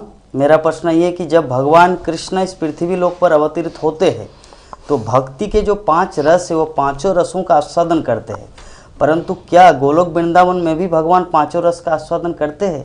यदि नहीं तो क्या भगवान जब ब्रज वृंदावन में अवतरित होते हैं तो गोलोक वृंदावन अपेक्षा अधिक सुखी होते हैं? जी, बहुत सुंदर प्रश्न है, बहुत ही रसमय प्रश्न है। देखिए, ऐसा है कि जब भीष्म पितामह भगवान की स्तुति कर रहे हैं तब क्या कह रहे हैं? इतिमति रूपी कल्पिता वितृष्णा भगवती सात्वत पुंग बे विभुम्नि स्वसुखम उपगते क्वचिद विहर्तुम प्रकृति मुपयुष्यद भव प्रवाह। कि मैं सबसे पहले तो इति मति रूपी कल्पिता वितृष्णा, मैं अपनी ये मति रूपी जो पुत्री है, जो मेरी मति है, जो वितृष्णा है, जो तृष्णा से रहित हो चुकी है, वो आपको समर्पित करता हूँ। तत्पश्चात कह रहे हैं इतिमति रूपी कल्पिता वितृष्णा भगवत सात्वत पुंग बे विभूमि, जो भगवत प्रेम से परिपूर्ण है मेरी बुद्धि, मेरी मति, ऐसी मति जो तृष्णा से रहित है, वो मैं आपको समर्पित करता हूँ। तत्पश्चात कह रहे हैं कि स्वसुखम उपगते क्वचिद विहर्तुम, भगवान से कह रहे हैं कि आप अपने जो वैकुंठ के सुख हैं उससे ऊब जाते हैं कि सब समय बस आपकी स्तुतियां गाई जा रही हैं, सब समय बस आपकी पूजा हो रही है, वहां पर आपके सामने खड़े होकर आपके लिए आपके गुणगान गाए जा रहे हैं। तो स्वसुखम उपगते क्वचिद विहर्तुम, आप उस सुख से ना ऊब जाते हैं, उस सुख से ऊब जाते हैं, इसीलिए आप इस पृथ्वी पर आते हैं। तो इस पृथ्वी पर आप आते हैं निष्काम प्रेम को पाने के लिए, ब्रज गोपिकाओं की गालियां सुनने के लिए। गोपियों ने स्पष्ट रूप से भगवान को कितव, कपटी कहा है गोपी गीत में, भ्रमर गीत में, कितव योषितः, कि हे कितव, तुम्हारे लिए हम सब कुछ छोड़कर आई हैं और तुम यहाँ हमको छोड़कर अंतर ध्यान हो गए। तो भगवान निश्चित तौर पर गोलोक में भी भगवान को वो पांचों रस मिलते हैं। मातृ वात्सल्य रस भी मिलता है, माधुर्य रस भी मिलता है, शांत रस, सख्य रस, दास्य रस सभी मिलता है। किंतु पृथ्वी पर जब आकर के भगवान लीलाएं करते हैं तो मर्यादा कहीं कहीं टूटती है, और वो मर्यादा टूटती है ना तो भगवान को दुख नहीं होता है। गोपियों की सामर्थ्य है भगवान को गाली देने की। दामोदर लीला में हम सभी जानते हैं जब माता यशोदा ने भगवान को उखल से बांध दिया था, तो बंधे हुए हैं लाला छोटे से उखल से, रो रहे हैं, बार बार रो रहे हैं, बार बार अपने दोनों हाथों से अपने नेत्रों को मसल मसल के सारा काजल फैला लिया है, अवस्था बहुत। तो इस प्रकार से जब आते हैं, कौन आते हैं, बलदाऊ दाऊ भैया जब आते हैं और देखते हैं कि मेरा लाला ऐसे बंधा हुआ है, रो रहा है, कष्ट में है, तब आके मैया को बोलते हैं, देख मैया तू लाला को खोल दे, तू जाने ना लाला कौन है। मैया बोलती कौन है, तू बताएगा मुझको कौन है। तो बोलते हैं तू जाने ना मैया, यही नृसिंह बन के आयो तो, मैं थोड़ा ब्रज भाषा में बोल रही हूँ, कि जब हिरण्यकशिपु को मारने का समय आया था तब यही नृसिंह बनकर आया था, और जब रावण को मारना था ना तब यही राम बन के आया था, और मैं स्वयं लक्ष्मण था, और यही तुम्हारा लाला वामन, वराह और पता नहीं कितने कितने अवतार ले चुका है। मैया ने बोली अरी दारी के सारे अवतार मेरे ही घर में आने थे, सभी अवतारों को मेरा ही घर मिला था, चला जाए यहां से नहीं तो को भी बांध दूंगी। तो ये जो सामर्थ्य है ये भक्तों की सामर्थ्य है, और ये जो सामर्थ्य है निष्काम भक्तों की सामर्थ्य, ये गोलोक में नहीं हो सकता, वहां एक मर्यादा है। और पृथ्वी पे जब भक्त आते हैं तो वो जो आनंद होता है भगवान की सन्निधि का, श्रीदामा भगवान की पीठ पर चढ़कर बोलता है अब तू मुझे भांडीरवन तक लेकर जा। वो भगवान जिसके आगे सामने खड़ा होकर स्वयं काल भी थरथर कांपता है और अगले आदेश की प्रतीक्षा करता है, उसको श्रीदामा, उस अनंत कोटि ब्रह्मांड नायक को श्रीदामा बोल रहा है कि मुझे पीठ पर बैठा के भांडीरवन तक लेकर जा। तो निश्चित तौर पर गोलोक धाम में भी भगवान को वो पांचों रस प्राप्त होते हैं, किंतु भगवान उस सब सुख से ऊब कर ही पृथ्वी पर आते हैं निष्काम प्रेम को पाने के लिए, उस अद्भुत रस का पान करने के लिए, भक्तों की सन्निधि पाने के लिए। यहाँ हमको एक चीज समझनी है कि भक्तों को भगवान की सन्निधि चाहिए, किंतु भगवान को भी भक्तों की सन्निधि चाहिए, उनका सानिध्य चाहिए, निकटता चाहिए, नैकट्य चाहिए। उसके लिए भगवान इस प्रकार से सुंदर सुंदर लीलाएं करने के लिए पृथ्वी पर आते हैं और अद्भुत लीलाओं का विस्तार करते हैं। तो मेरा मंतव्य ये है कि पृथ्वी पर लीला करने के लिए भगवान इसीलिए आते हैं, जैसा कि विष्णु पितामह कह रहे हैं कि स्वसुखम उपगते क्वचिद विहर्तुम, आप ऊब करके आते हैं और यहाँ रस का आस्वादन करने के लिए आप आते हैं। तो यही मेरे हिसाब से इस प्रश्न का उत्तर है। हरे कृष्णा। हरे कृष्णा। तो अंशुमान प्रभु जी, मुझे लगता है आपके प्रश्न का जवाब शायद मिल गया। प्रभु जी इस विषय में कुछ कमेंट? गीता में भी कहते हैं ना ठाकुर जी, परित्राणाय साधु नाम, उनका पहला है कि यहाँ पर जो साधु हैं उनकी, जैसे माता जी ने बताया, परित्राणाय साधु नाम विनाशाय च दुष्कृता, साधुओं की संगत उनको साथ में भी ले जाना है, नहीं तो हमें कैसे पता चलेगा कि भगवत वहाँ पर गोलोक वृंदावन में भगवान क्या कर रहे हैं। जब यहाँ पर आके बताएंगे कि देखो गोलोक वृंदावन में ये होता है, तब तो हमें आकर्षण होगा कि अरे ये सब मुझे भी चाहिए। यस। नहीं तो वहाँ पे किसने देखा है? यहाँ पे देखा है भगवान ने कि देखो ये है। और जो यहाँ पर होता है उसका अनंत गुना वहाँ पर होता है, इसलिए परित्राण है साधु नाम। फिर दूसरा, जो दुष्कृता जन है उनका विनाशाय च दुष्कृता, उनको भी सुधारना है। पर कहते हैं ना, कुछ बच्चे को आप प्यार से सुधार सकते हो, एक बार बोलने से वो मान जाएगा, किसी को लाठी की आवश्यकता होती है। तो तो ऐसे ही सभी बच्चों को, किसी को लाठी से, किसी को प्यार से, किसी को चॉकलेट से, किसी को अन्य प्रकार से, वो बस बुलाने आते कि चलो जाना है। बहुत सुंदर प्रभु जी। तो हमारे एक माता जी है, सरना माता जी फ्रॉम इस्कॉन दिल्ली। क्वेश्चन है, why Mayavadis are not ready to become Krishna devotees, why they are still following impersonalism? From Krishna Chaitanya Prabhu. Krishna Chaitanya. मायावादी भी कृष्ण भक्त क्यों नहीं बनना चाहते और अभी तक निर्विशेष निर्गुण निराकार का ही भजन क्यों करते हैं? यस।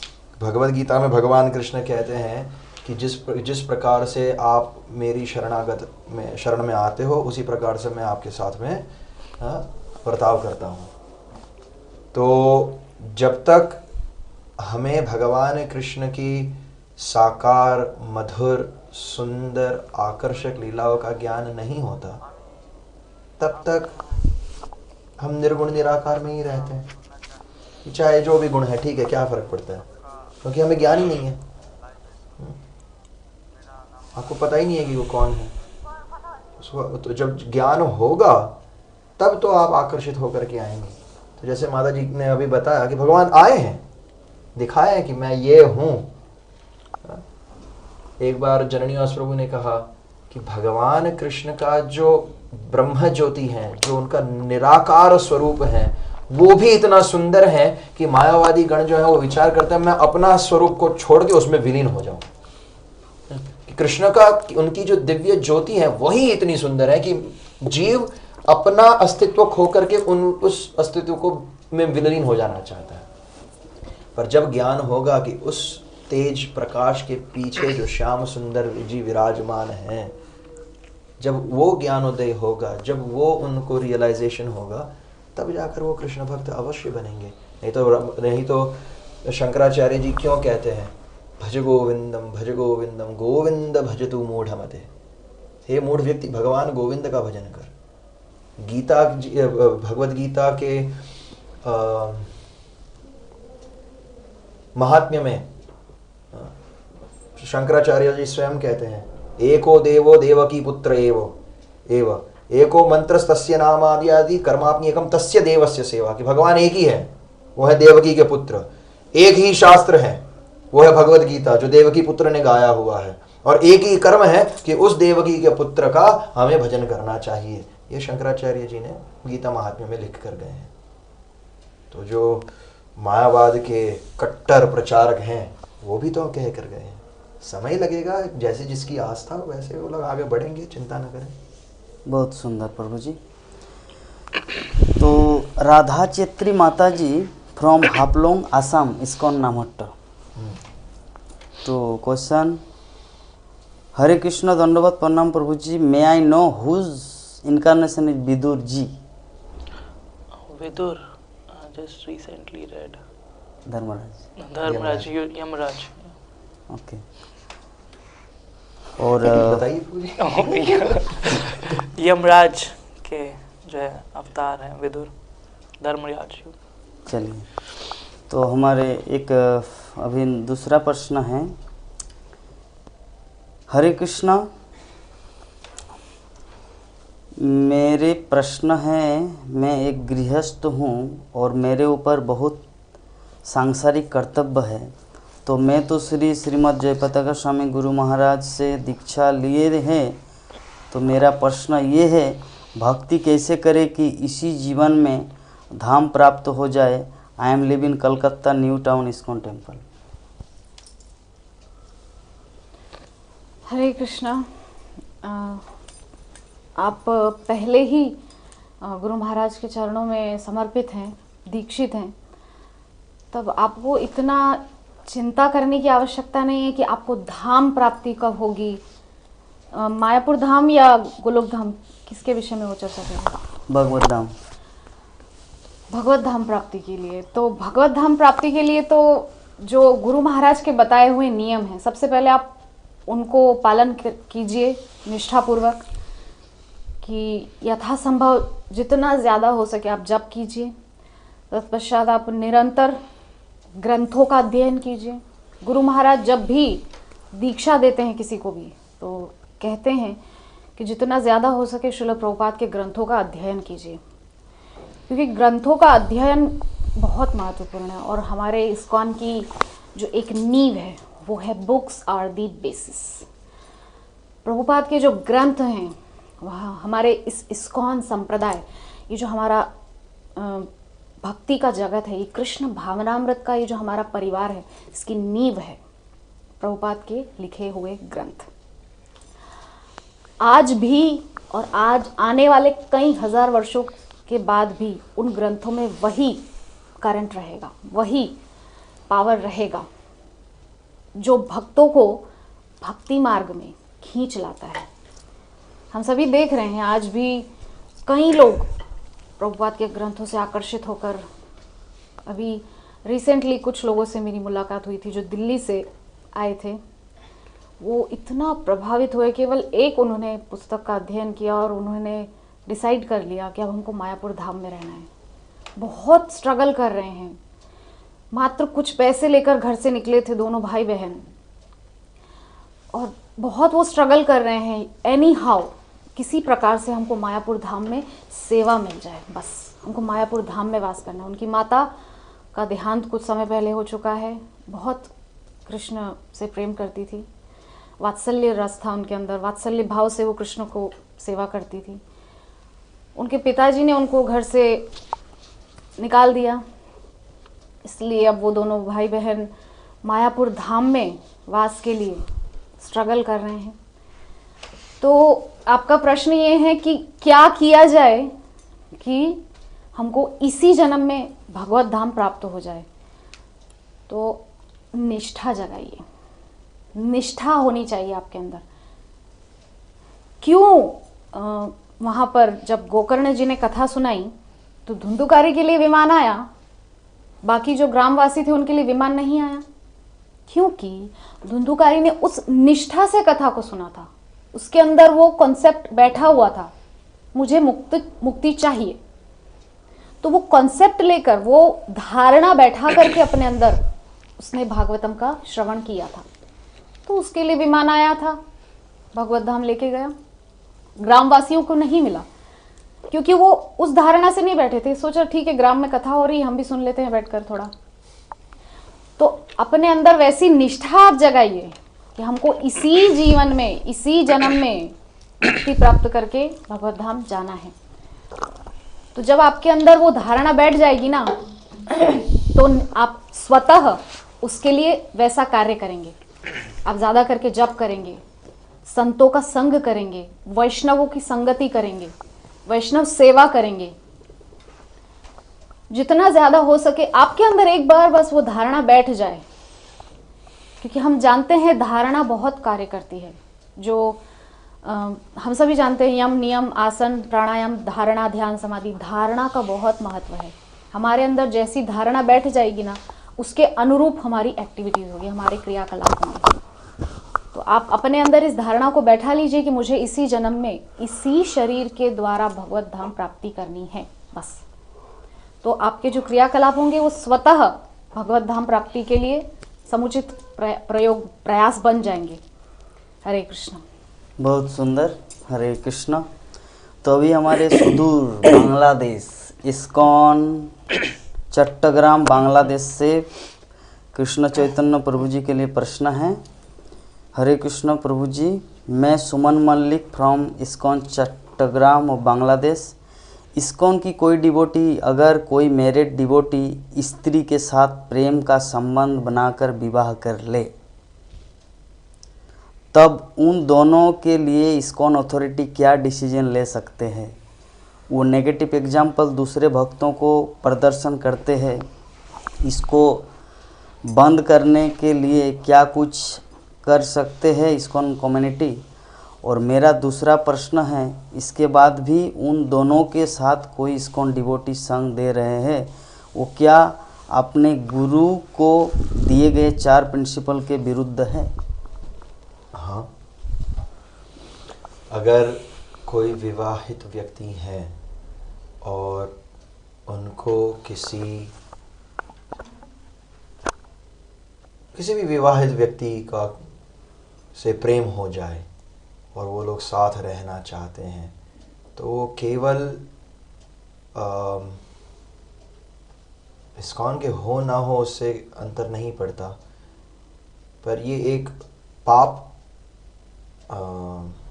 विचार है, क्योंकि आपने भगवान की साक्षी में रहकर, अग्नि की साक्षी में रहकर एक व्यक्ति के ऊपर आपने अपना जीवन को समर्पित किया है, चाहे आप पुरुष हो या स्त्री हो। Sorry, For that, your phone needs a mobile or Wi-Fi connection first. क्षमा कीजिएगा। तो ये उनका पापमय विचार है, और अगर ऐसा हो रहा है तो उन्हें अपने आप को सुधारना चाहिए, और साथ में ही अपनी भक्ति को नहीं भूलना चाहिए, क्योंकि ये प्रकार की विचारधारणा जो है वो आ रही है क्योंकि आपकी भक्ति जो है वो सुदृढ़ नहीं है, और भक्ति सुदृढ़ ना होने के कारण ये सारे मन में ये सारे विचार आते हैं कि अरे देखो मुझे उस व्यक्ति से प्रेम हो गया, मुझे उस व्यक्ति के साथ रहना है। अगर आपकी भक्ति उस प्रकार से ठीक रहेगी तो आपको ये सारे विचार नहीं आएंगे, क्योंकि आपने, जैसे माता जी कह रही हैं कि बुक्स आर द बेसिस, आपने प्रभुपाद जी के ग्रंथों का अध्ययन किया है तो आपको विस्तारित रूप से पता है कि आपको क्या करना चाहिए, है ना। परंतु अगर इस स्थिति में भी आप हैं तो आपको जितनी हो सके, क्या कहते हैं, जब आप बीमार हैं तो उसकी दवाई लेनी चाहिए। यस, आपको बीमारी को छोड़ना नहीं चाहिए। बीमारी की दवाई क्या है? भक्तों का सेवन कीजिए, 16 माला का जप कीजिए, प्रभुपाद जी के ग्रंथों का अध्ययन कीजिए, ये सब करते रहिए, और धीरे धीरे इससे चित्त शुद्ध हो जाएगा। और जब चित्त शुद्ध हो जाएगा तो आपको ये सारे विचार नहीं आएंगे, और जब ये समापन हो जाएगा तो आप आराम से भगवत धाम जा सकते हैं। जैसे कि हम देख सकते हैं श्रीमद् भागवतम में अजामिल की कहानी आती है। अजामिल जो है वो एक श्रेष्ठ कोटि के ब्राह्मण थे, विवाहित।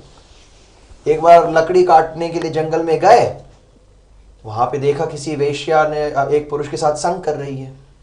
उतना देख करके वो मन उनका विचलित हो गया। क्या किया? वो वेश्या को घर ले आए। माता पिता कह रहे ये पाप है, माता पिता को निकालो। माता पिता को निकाल रहे तो पत्नी ने ऑब्जेक्शन लिया, पत्नी को भी निकालो। भाई रे, क्यों? क्योंकि मुझे इस वेश्या के साथ रहना है। केवल एक बार उस वेश्या को दूसरे पुरुष के साथ संग करते हुए देखा, बस उसको लेकर आए घर में। और अब वेश्या है तो जब तक घर में धन है तब तक आपके साथ रहेगी, क्योंकि उसको धन चाहिए, इसलिए वो इसको कर्म में पड़ी है। तो अब इसने तो ब्राह्मण होते हुए अपने बूढ़े माता पिता को निकाल दिया, अपनी पत्नी को निकाल दिया, तो इसके पास ब्राह्मण उचित कर्म कौन कराएगा? कोई नहीं कराएगा। जिसको कोई नहीं बुलाता, पैसा कहाँ से कमाएगा? तो चोरी करनी पड़ेगी। चोरी करते करते कभी वो पकड़ा जाएगा तो उस व्यक्ति को उसकी हत्या करनी पड़ेगी। डाकू बन गया, डकैत बन गया।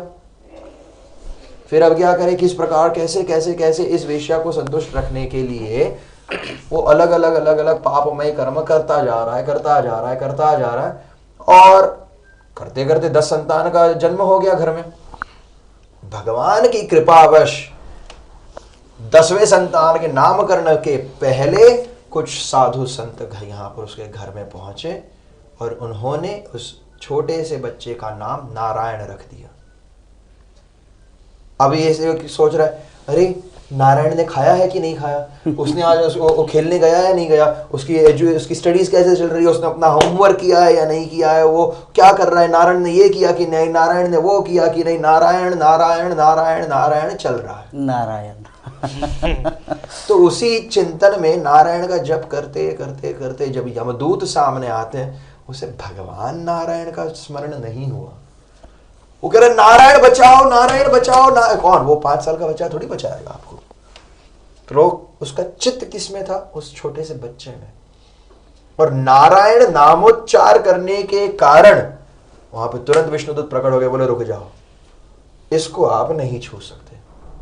यमदूत कहते तुम कौन हो भाई? आज तक हमको किसी ने नहीं रोका, तुम कहां से आए रोकने के लिए? बोले जिस व्यक्ति का नाम लिया हम उनके दास हैं, और हमारे होते हुए आप इनको नहीं ले जा सकते। तो युद्ध हुआ, पीट पीट कर भेज दिया यमदूतों को।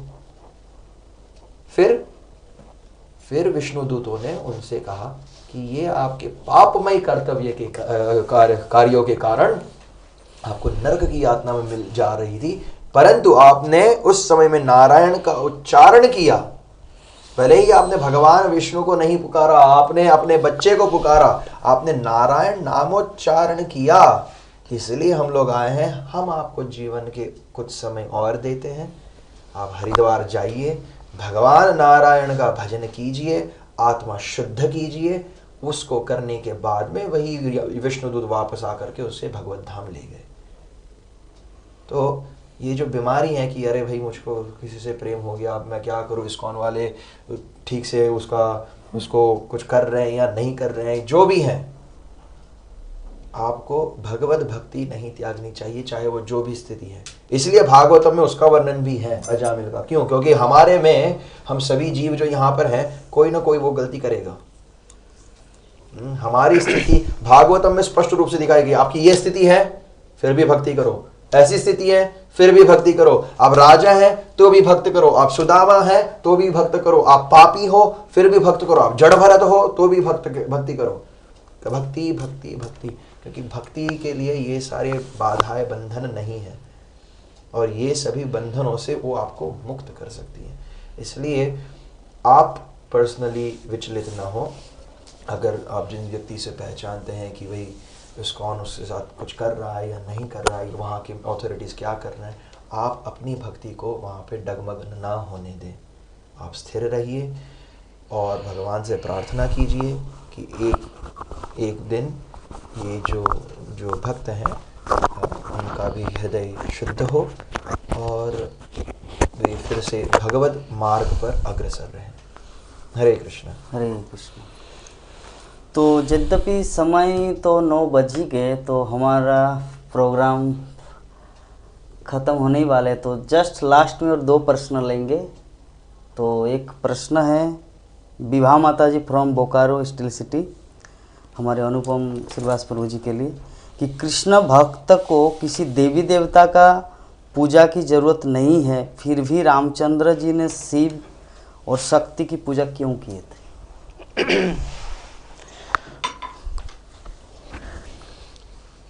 भगवान कुछ भी कर सकते हैं भगवान की लीलाओं में, जैसा हम देखते हैं। तो और जिस प्रकार से भक्तों के लिए जो है वो, जैसा आपने बताया कि पूछा कि जो है वो हमें सिर्फ कृष्ण की ही भक्ति करनी चाहिए, तो इसमें एक बात ज़रूर मैं कहना चाहूँगा कि हमें इसमें देवी देवताओं का अनादर नहीं करना चाहिए, क्योंकि अक्सर भक्तों में देखा जाता है कि हम तो कृष्ण भक्त हैं, हमें तो कोई देवी देवताओं से कोई मतलब नहीं है। तो हम कृष्ण की भक्ति कर रहे हैं क्योंकि कृष्ण परम भगवान हैं, लेकिन देवी देवता जो है उन्हीं के जो है वो एडमिनिस्ट्रेटर्स हैं, या उनके जो है वो उनकी ही सेवाएं कर रहे हैं। तो उनका हमें सम्मान करना चाहिए, आदर सम्मान होना चाहिए उनका पूरी तरीके से। तो अक्सर कभी कभी मंदिर से पास से गुजर रहे होते तो प्रणाम भी नहीं करते भक्त लोग कि क्या करना है, क्या आवश्यकता है। तो ऐसा नहीं है, हमें उनका सम्मान करना चाहिए। और जो है भगवान राम जैसे उन्होंने जो उनके आराध्य जो भी उस समय पे जैसे उस लीला के माध्यम से जो उन्होंने उनकी पूजा अर्चना करी है, और शिव जो है वो खुद स्वयं जो है वो परम वैष्णव हैं।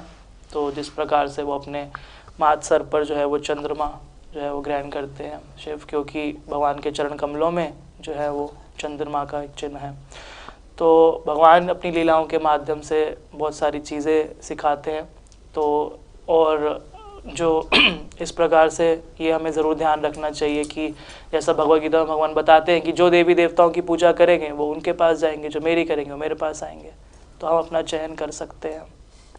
हरे कृष्ण। बहुत सुंदर प्रभु जी। यहाँ पर एक इस प्रश्न के विषय में मैं एक मंतव्य देना चाहूँगी कि जैसे हम सभी जानते हैं कि एक कन्या जब विवाह करके एक परिवार में जाती है, निश्चित तौर पे उसका पूर्णतया प्रेम अपने पति के लिए होना चाहिए।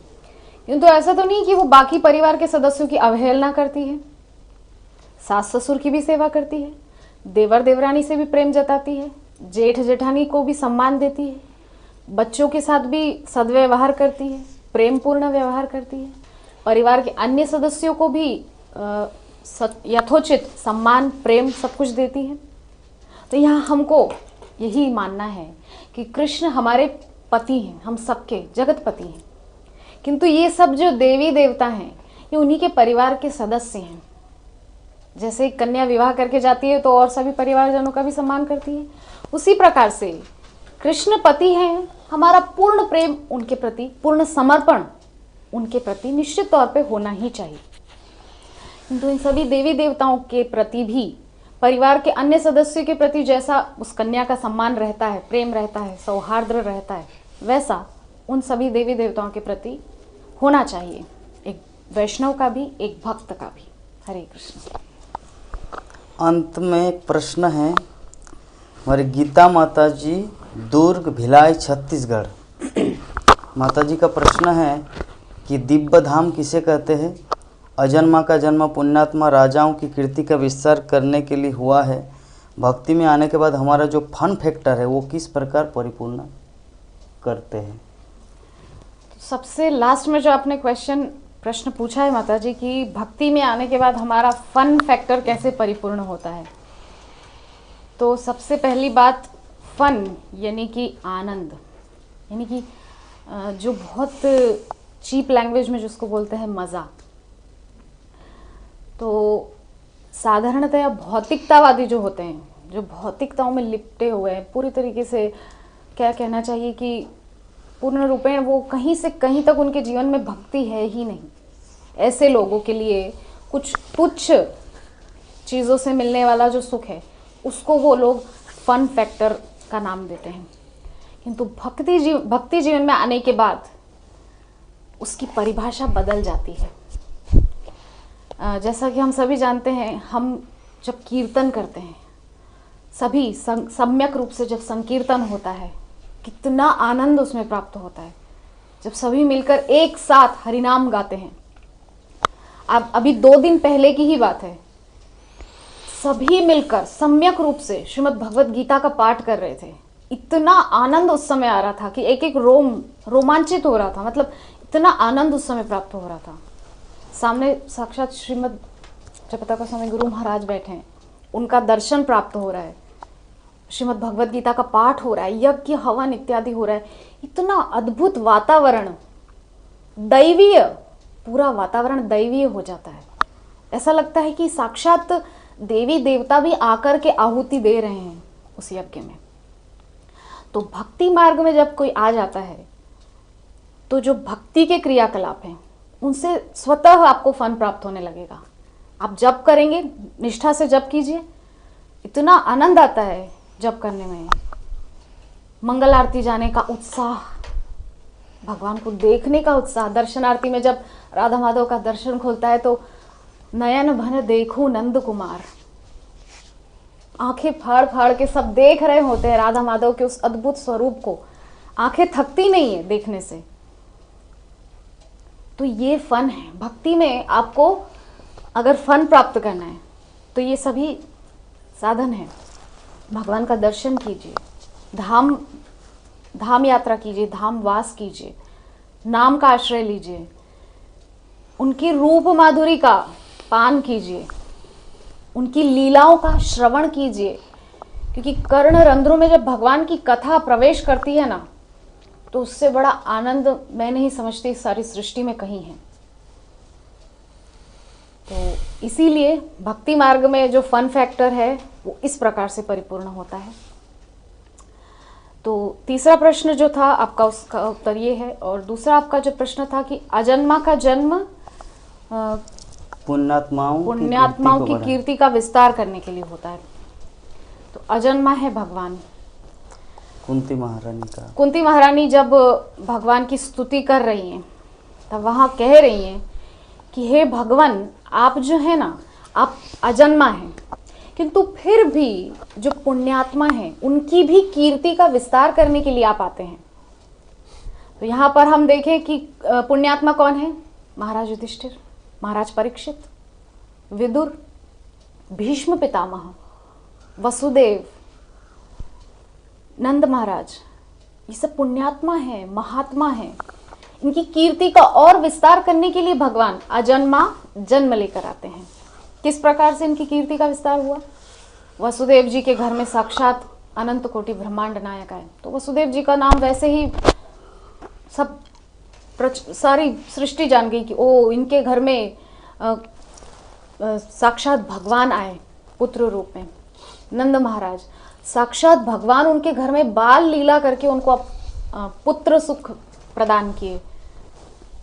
युधिष्ठिर जी महाराज के पक्ष में रह करके, धर्म के पक्ष में रह करके उन पुण्यात्मा महाराज युधिष्ठिर की कीर्ति का भगवान ने विस्तार किया, क्योंकि धर्मो रक्षति रक्षिता, रामो विग्रहवान धर्मा, भगवान को कहा गया है साक्षात धर्म है चलता फिरता भगवान। तो निश्चित तौर पे भगवान जो धर्म के पथ पर हैं उनकी कीर्ति का विस्तार करने के लिए आते हैं। और हम सभी जानते हैं कि महाराज युधिष्ठिर तो साक्षात धर्मराज हैं। तो ऐसे पुण्यात्माओं, धर्मात्माओं, महात्माओं की कीर्ति का विस्तार करने के लिए ही भगवान आते हैं। और पहला प्रश्न था दिव्य धाम किसे कहते हैं, उसका उत्तर यदि कृष्ण चैतन्य प्रभु देंगे तो बहुत अच्छा होगा, क्योंकि मुझसे ज़्यादा अनुभव उनको प्राप्त है।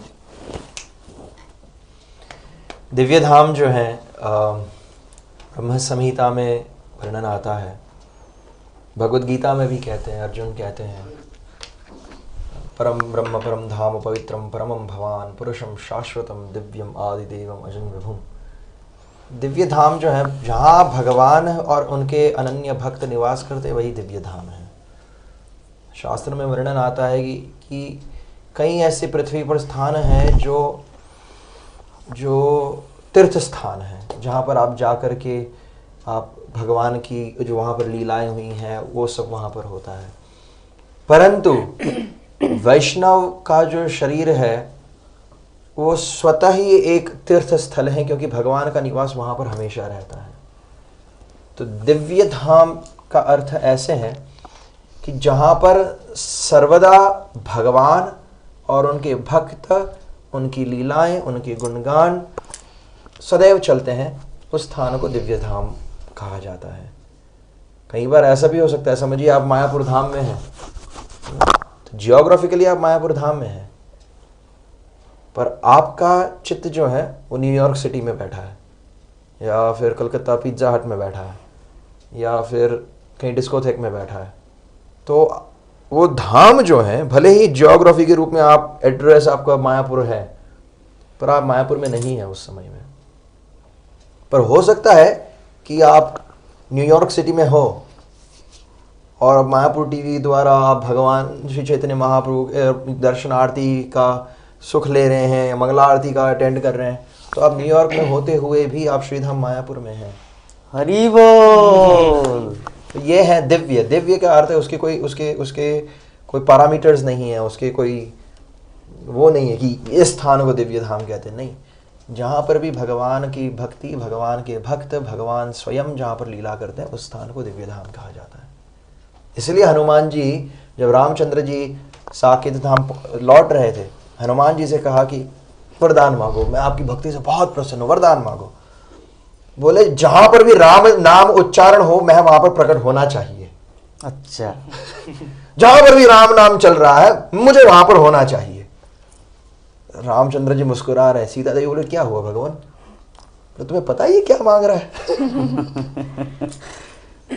बोले अनंत कोटि स्वरूप मांग रहे हैं। जहां पर भी किसी भी व्यक्ति ने कह दिया जय श्री राम, हनुमान जी वहां पर विराजमान है। जहां पर भी राम कथा हो रही है वहां पर हनुमान जी विराजमान है। एक जगह किसी ने ये कथा बताई तो क्या हम कैसे मान ले कि यहाँ हनुमान है? तो प्रवक्ता ने कहा कि आप देखिए सबसे पहले कौन आता है, सबसे लास्ट में कौन जाता है। ठीक है, तो उसने देखा, देख कर लगा एक बूढ़े चाचा है, सबसे पहले आके बैठते हैं, अंत तक रहते हैं, सबसे लास्ट में जाते हैं। वो पूरे रामायण के समय में उनकी आंखों से बस अश्रुधाराएं गिर रही है। 7वें दिन जाकर के चरण पकड़ लिए कि महाराज दर्शन दे। क्या है भाई, मैं तो एक बूढ़ा आदमी हूँ, क्या दर्शन दो, मेरे घर जाना है, मेरी बूढ़ी पत्नी है, वहां पर खाना खाना है। बोले आप हनुमान जी के अतिरिक्त और कोई नहीं हो सकते, और स्वयं हनुमान जी ने उनको वहां पर दर्शन दिए। दूसरी कथा आती है, किसी ने चैलेंज किया कि आप मुझको बताओ हनुमान जी कहाँ है। बोले ये तो हनुमान जी का आसन यहाँ पर रखा है हमने, आप इसको हटा लो। अगर आप इसको उठा सकते हो मैं आज से राम कथा करना बंद कर दूंगा, पर अगर आपने उसको नहीं हटाया तो आपको राम भक्त बनना पड़ेगा। वो व्यक्ति ने बहुत प्रयास किया, वो उस आसन को हिला ना सके। क्यों? हनुमान जी स्वयं वहां पर विराजमान है। तो इसीलिए जिस स्थान पर भगवत स्मरण, भगवत चिंतन, भगवान गुणगान, भक्तों का गुणगान होता है, वही स्थान दिव्य धाम है। हरे कृष्ण। हरे कृष्ण। तो यहीं पर हम लोग आज की कथा को समापन करते हैं। तो जस्ट 2 मिनट कि जो हमारे गेस्ट के रूप में, अतिथि के रूप में जो कृष्ण चैतन्य प्रभु जी हमारे बीच में आए थे, तो आप सभी को पता है मायापुर टीवी के द्वारा या जो भी भक्तगण मायापुर आए हैं विभिन्न प्रोग्राम में लाइक राधाष्टमी, कृष्ण जन्माष्टमी, गौर पूर्णिमा, नृसिंह चतुर्दशी, तो सब प्रोग्राम में यज्ञ होता है।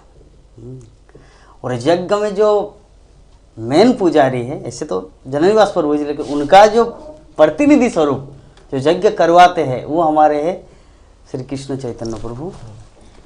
तो हम लोग आज की कथा को समापन करने से पहले प्रभु जी का वो जो 1 मिनट का जो ट्यून, ताकि भक्तों को पता चला कि वही व्यक्ति आए थे। जैसे जब भगवान श्री कृष्ण इस धराधाम में आए थे कारावास में, अर्थात वसुदेव और देवकी के वहाँ पर जब प्रकट हुए, तो भगवान द्विभुज मुरलीधर श्याम सुंदर के रूप में प्रकट होने से पहले चतुर्भुज रूप में आए। तो इसका कारण क्या था? कारण यही था कि पूर्व 2 जीवन में कृष्णगर्भ और सुतपा, कृष्णी और सुतपा के यहाँ कृष्णगर्भ, फिर कश्यप अदिति के यहाँ बामन। तो चतुर्भुज रूप में भगवान उस समय आए थे। तो इस बार भी चतुर्भुज रूप में इसलिए आए थे ताकि वसुदेव और देवकी को पता चले कि मेरा वही भगवान आए। तो वही हमारे बीच में जब कृष्ण चैतन्य प्रभु आए, तो क्या वही है जो यज्ञ में? तो प्रभु जी का वो ट्यून थोड़ा सुनेंगे और हम लोग आज की कथा को यहीं पर विराम देंगे। और भक्तों से अनुरोध है कि आज का प्रोग्राम बहुत ही शानदार हुआ, जो भक्तगण इतना सारा प्रश्न किए, और हम धन्यवाद देते हैं मायापुर टीवी एवं मायापुर टीवी टीम को कि इतना सुंदर अरेंजमेंट हमारे हिंदी टॉक शो के रूप में आज से चालू हुआ। तो अनुरोध करेंगे हमारे कृष्ण चैतन्य प्रभु जी को उस वही ट्यून हरे कृष्ण, और हमारा आज की कथा को विराम देंगे। हरि ओम। पूर्णमदः पूर्णमिदं पूर्णात् पूर्णमुदच्यते पूर्णस्य पूर्णमादाय पूर्णमेवावशिष्यते। ओम शांति शांति शांति। ओम हरे कृष्ण कृष्ण कृष्ण हरे हरे, हरे राम राम राम हरे हरे। सहनाई वो सुनना है। अच्छा वो सुन। हरि ओम। सहना भवतु सहनौ भुनक्तु सह वीर्यङ्करवावहै तेजस्विनावधीतमस्तु मा विद्विषावहै। ओम शांति शांति शांति। हरे कृष्णा कृष्णा कृष्णा हरे हरे, हरे राम राम राम हरे हरे। हरे कृष्णा। जय जगत गुरु श्रील प्रभुपाद की जय। श्री श्री राधा माधव सखी